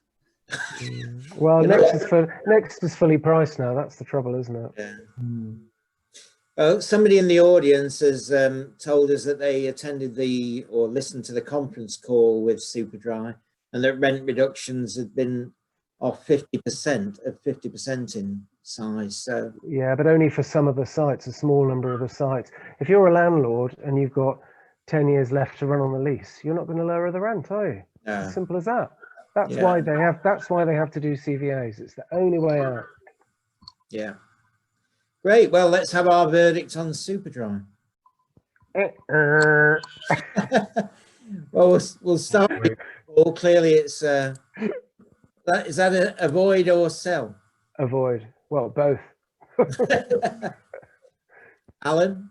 Yeah, I think I might go as far as to sell it actually on this bounce. I think Dunkerton wrote an article in the Sunday Times this week actually, which probably caused a share price spike up today. So given that it's spiked up, I might even be tempted to sell.